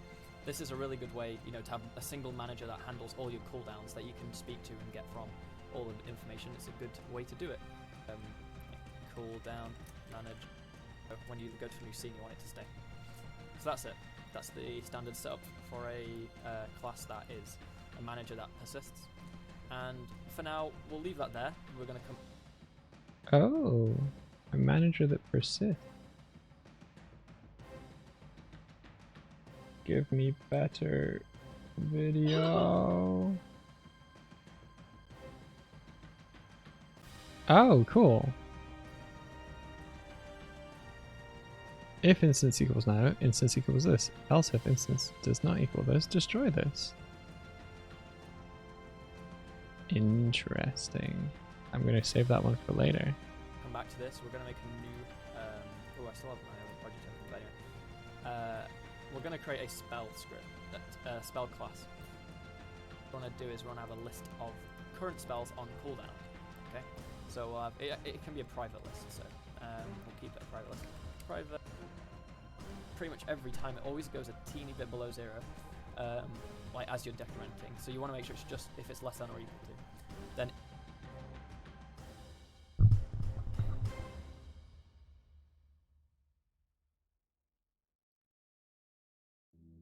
if it is, that means we've done. So we want to say spells on cooldown i.cooldown, current cooldown is equal to 0, just to reset it back to 0.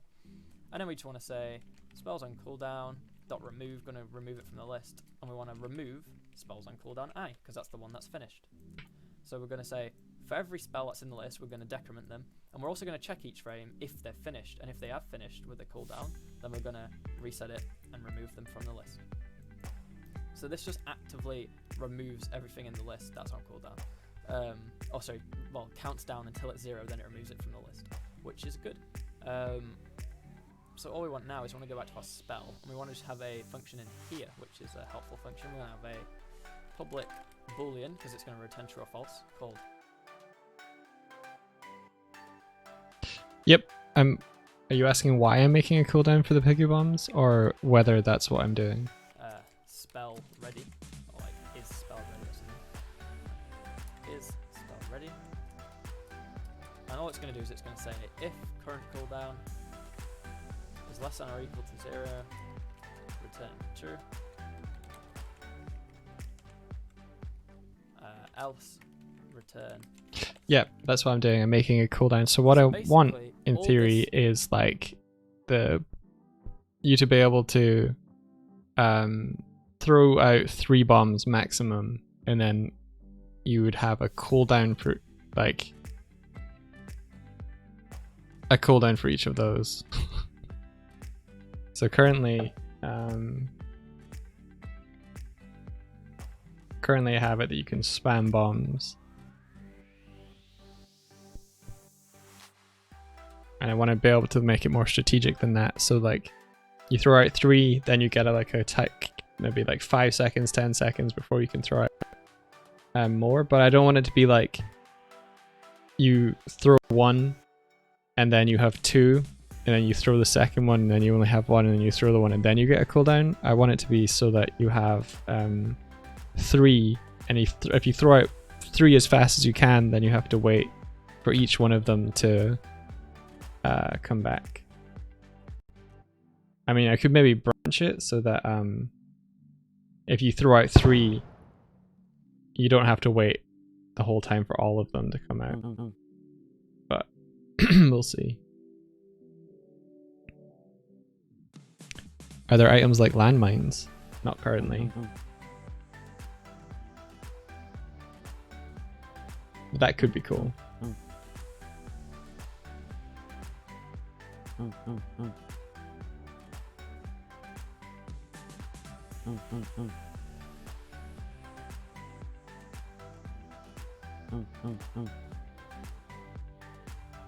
Where did the... Oh, the pig is there. Okay, let me just turn the controller back on this piggy.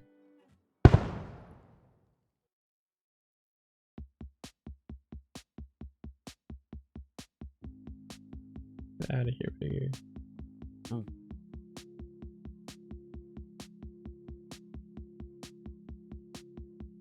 Will they have anything that'll make them slide like ice?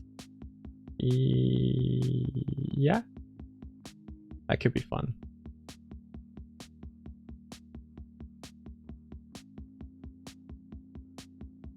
Yeah, sounds like a pie that's on constant regen clamped at 100% divided by 3. So every time the bar reaches a milestone of 33%, it gives you a new bomb to throw. Yeah.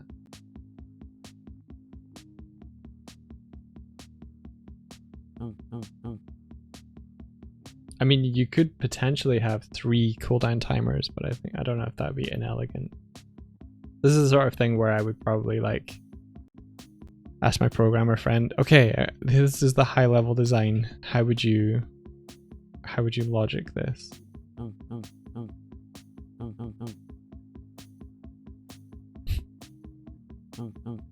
So ideally you'd be like, and then throw in a third one. I want to be able to strategize so like you have one that rockets towards your friend. So let's say I fire one this way and then, oh well, it went off, but okay, let's try that again. Yeah, see that? Okay, so you'd be running and you'd be like, fire one there, and then you're aiming for him. How cool would that be?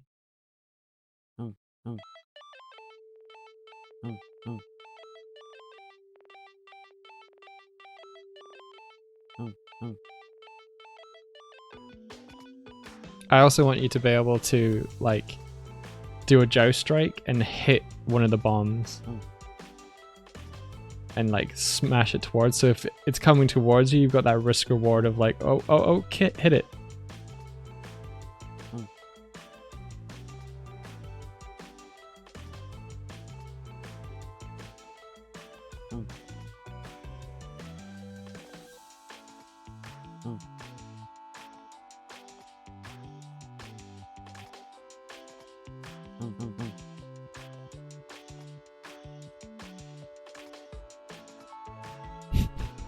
That's kind of funny. If you fire 3, like boom, boom, boom, the the first one's gonna explode and chain it back to you. So you can't just stand somewhere and spam bombs. It's just gonna blow back in your face. Yeah.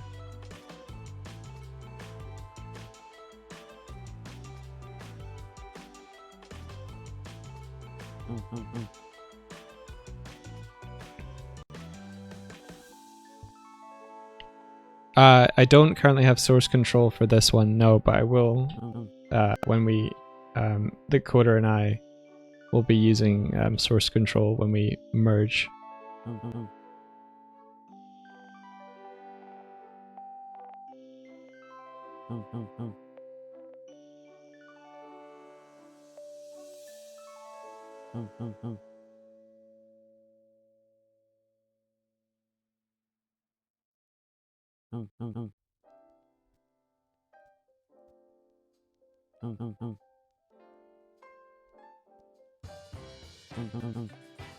So far he's working on the netcode side of it, while I do some like Unity learnings, my side doing the stuff for the animation, the effects, and the visuals.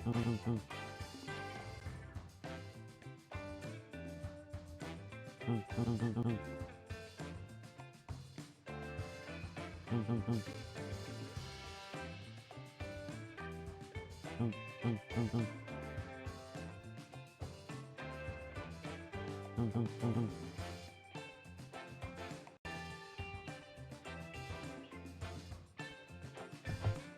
fine. You could also charge your bombs up to use 2 or all 3 bars at once, giving you 3 different kinds of bombs to throw, each stronger, but needing more time to load and then charge up. That sounds like the Sephiroth's attack from Smash, where you have his Fire, Faraga, or is it Fire, Fear, Faraga?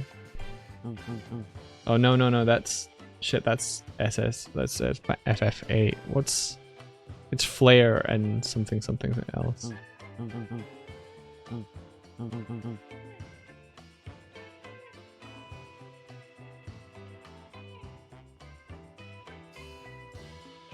You know what?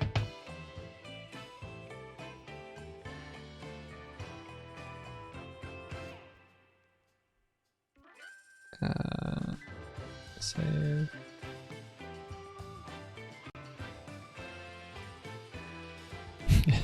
Make a game? Yeah.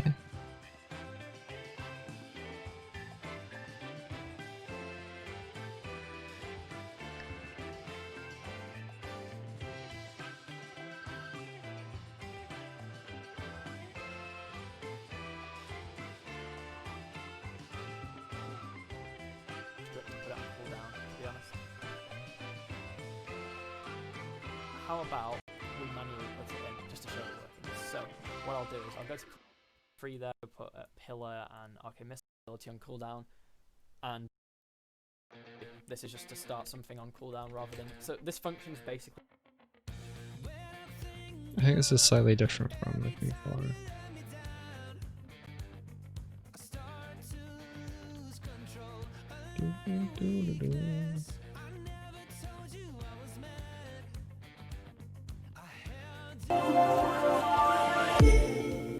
Loud. Thanks, Ben. Take care. Hello guys, and welcome to this quick tips video. This one we're going to create cooldowns. You can use cooldowns for other things. This is For great. example, you can use it for spells and attacks and all sorts of stuff. And the icon looks like they've aged 5 years older than when they released this. It's called But they cooldowns. sound like a kid. Unless I'm trying to listen to them through music. So you need a public float cooldown. Let's set that to 1. And public float cooldown timer. And we don't have to set it to anything. So we're going to use the cooldown for the amount of seconds the cooldown is going. Oh, okay. Yeah, that makes sense.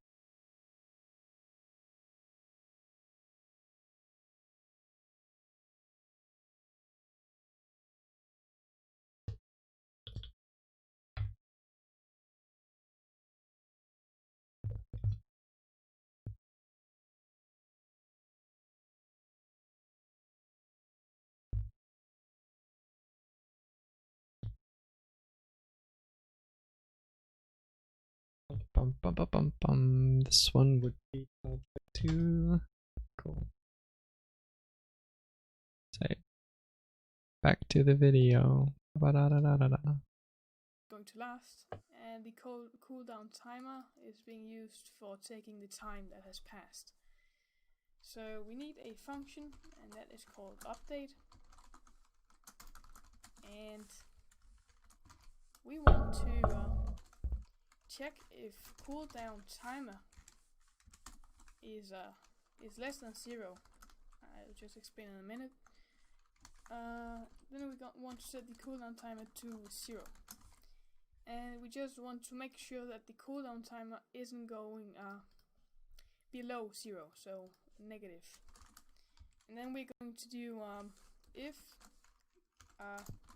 cooldown timer is bigger than 0, then we want to minus it by time, the delta time. And that is going to minus this value by the time that has passed, so in seconds. And then we will just create a simple check. You can do whatever you want, but I just say get button it's called fire1, which is the left mouse button. So if we press the left mouse button and the cooldown timer is equals to 0, then we will debug log and Okay, this is the line that is most important. Time.delta_time minus equals.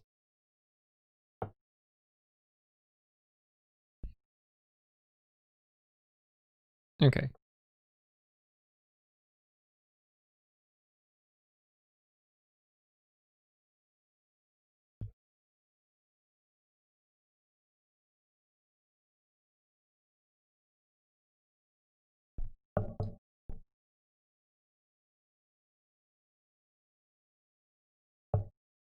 If bomb cooldown timer is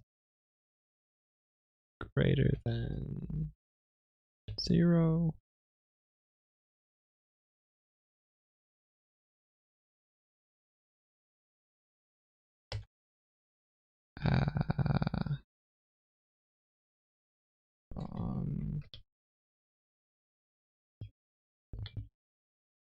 yeah, that's my plan. I'll stop streaming when food arrives. You want to do anything while we are eating? No time, no worries if not. I know you've got stuff to be doing.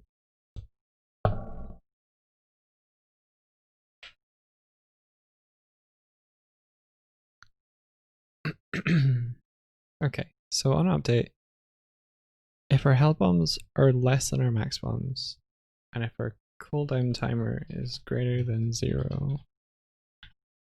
Okay, let's watch the rest of this thing. and send a message in the console that the cooldown timer isn't going below 0. Okay, cooldown timer equals cooldown. Okay.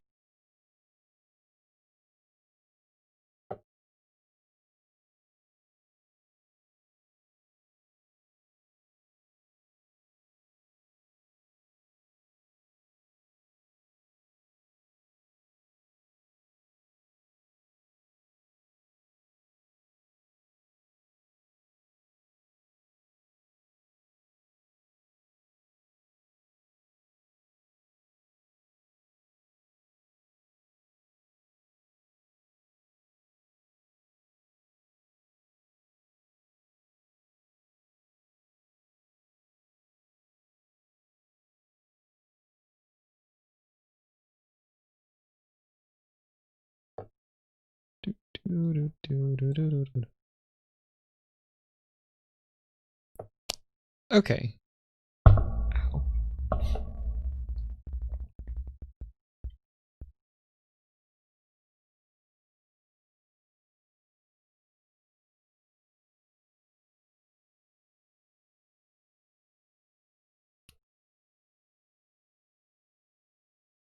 So every frame it works out. The cooldown timer is 0.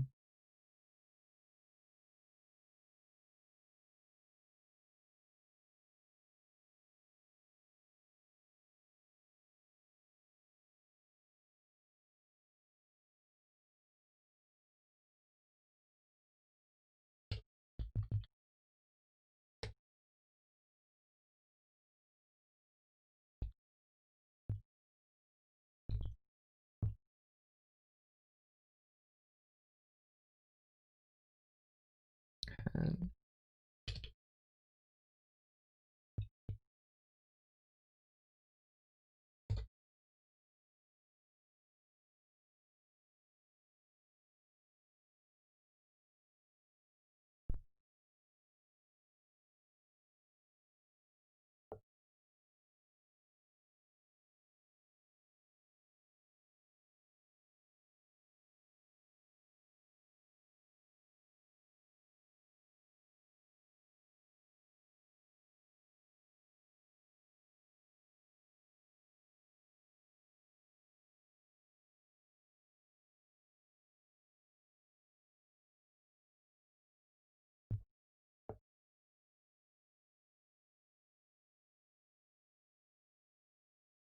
So I need to set the cooldown timer active when he fires.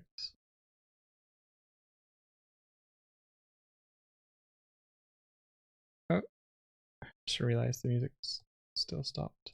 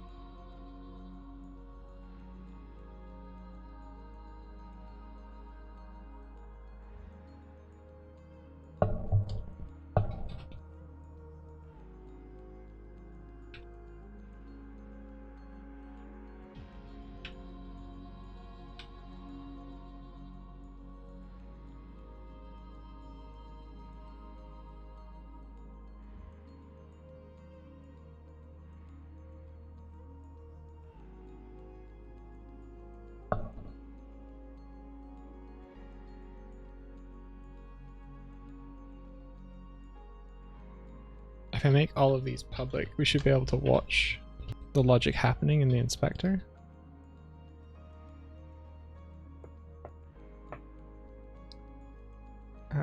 As long as we've selected the correct PQ. This isn't going to work properly yet. It's just going to it's only going to work on one bomb at the moment.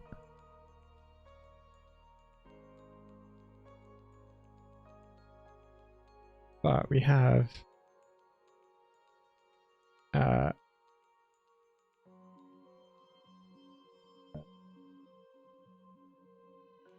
don't think I do, unless they're in my coat. Probably.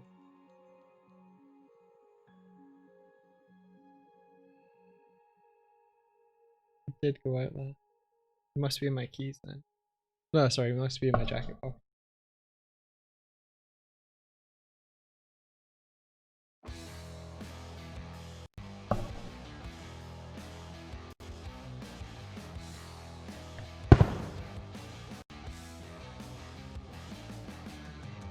Okay.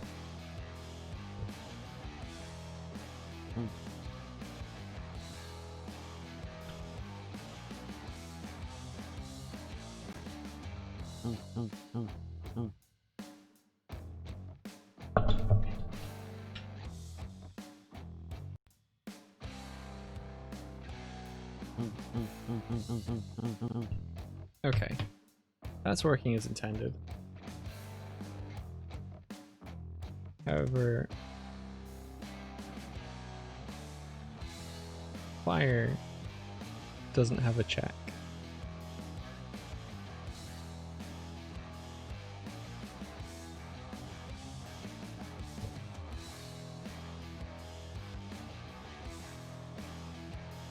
If held bombs is less than or equal to 0,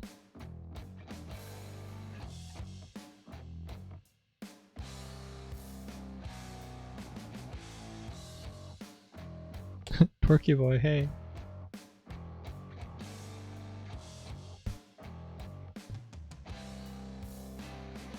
We put this in brackets as well, because we want to be like, if this isn't the case.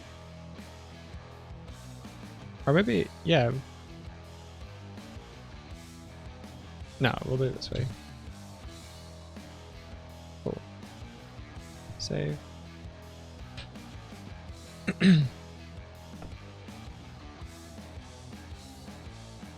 You may have joined it, but India's just about to go pick us up some food, and I am ending the stream when the food arrives.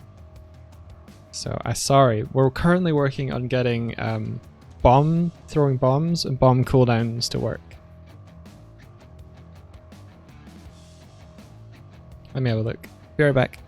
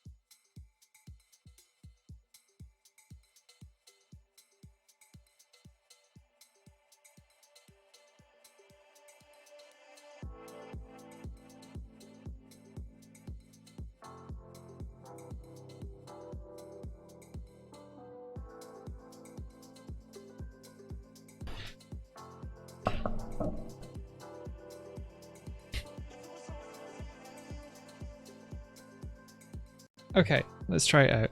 So we shouldn't be able to throw any more bombs when our held bombs have been used up. So over here on the right hand side, we've got max bombs, held bombs, bomb cooldown timer.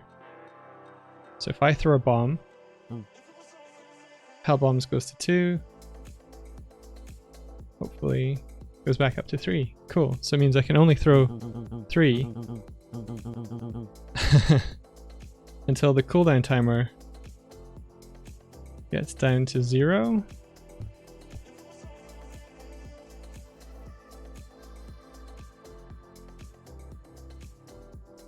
At which point held bombs goes back up to 3. That was unintended. But that's kind of cool.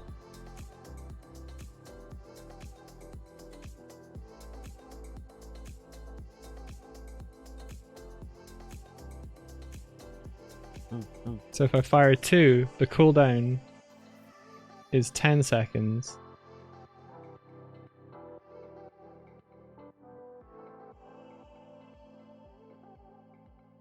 And I get 3 back. It kind of works. Yeah, I just have to wait. I just have to wait the whole 15 seconds. Whereas I wouldn't want you to be able to have to do that. I would want you to get like 1 every time it passes the cooldown.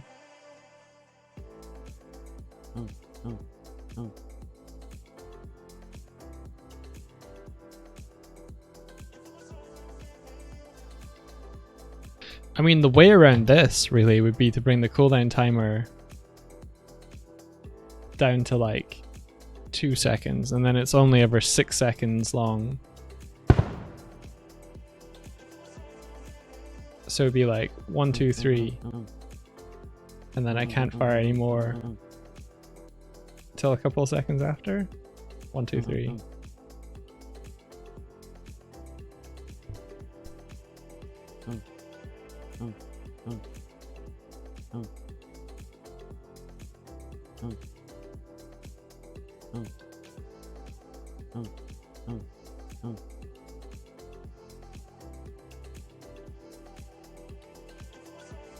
That's kind of cool. 1, 2, 3.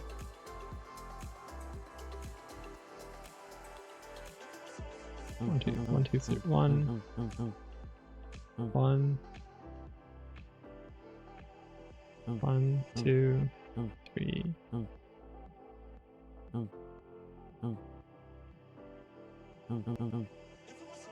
I mean, I'll take it for now.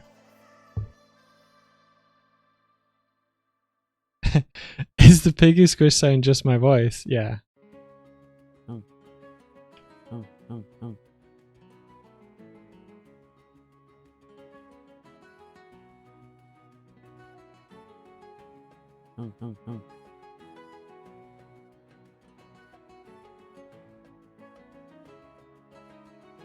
Whoa, fuck! Yeah, I get you. The effects are stolen from a free effects pack. Tweaked by me.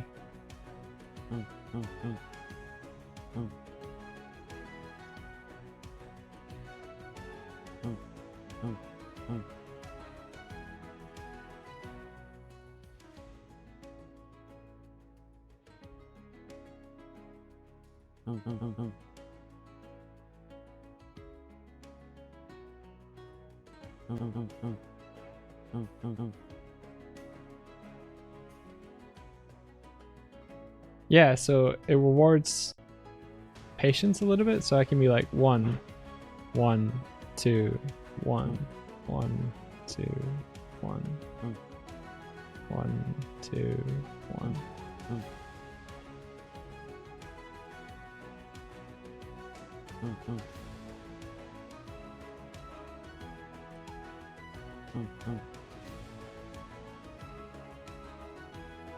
Thank you very much. Well, that is food just arrived. Thank you so much for joining me today. we textured an anchor and did some stuff with Piggy Knockback and bombs. All in all, a misspent 4 hours of my life. India, I got bomb cooldowns to work. So you can only fire 3 before they reload.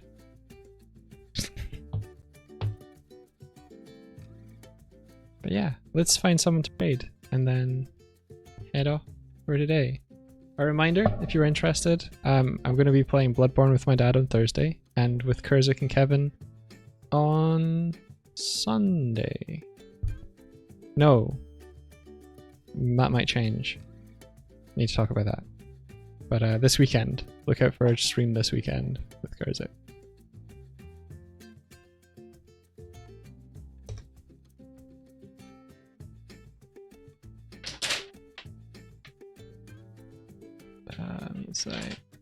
Let's see.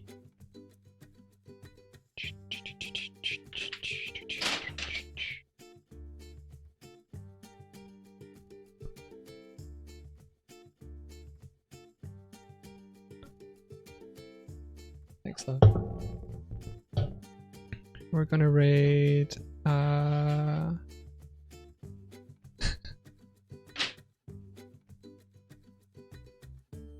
Thank you.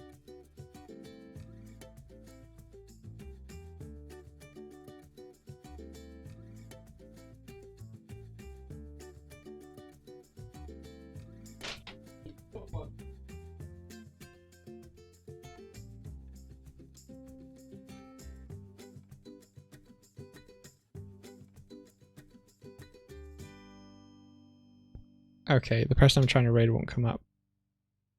I could, yeah, suggest someone. Who have you got in mind? I'm about to end though.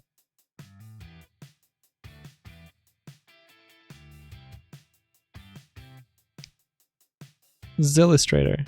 Okay, cool. Thank you. Let's do that.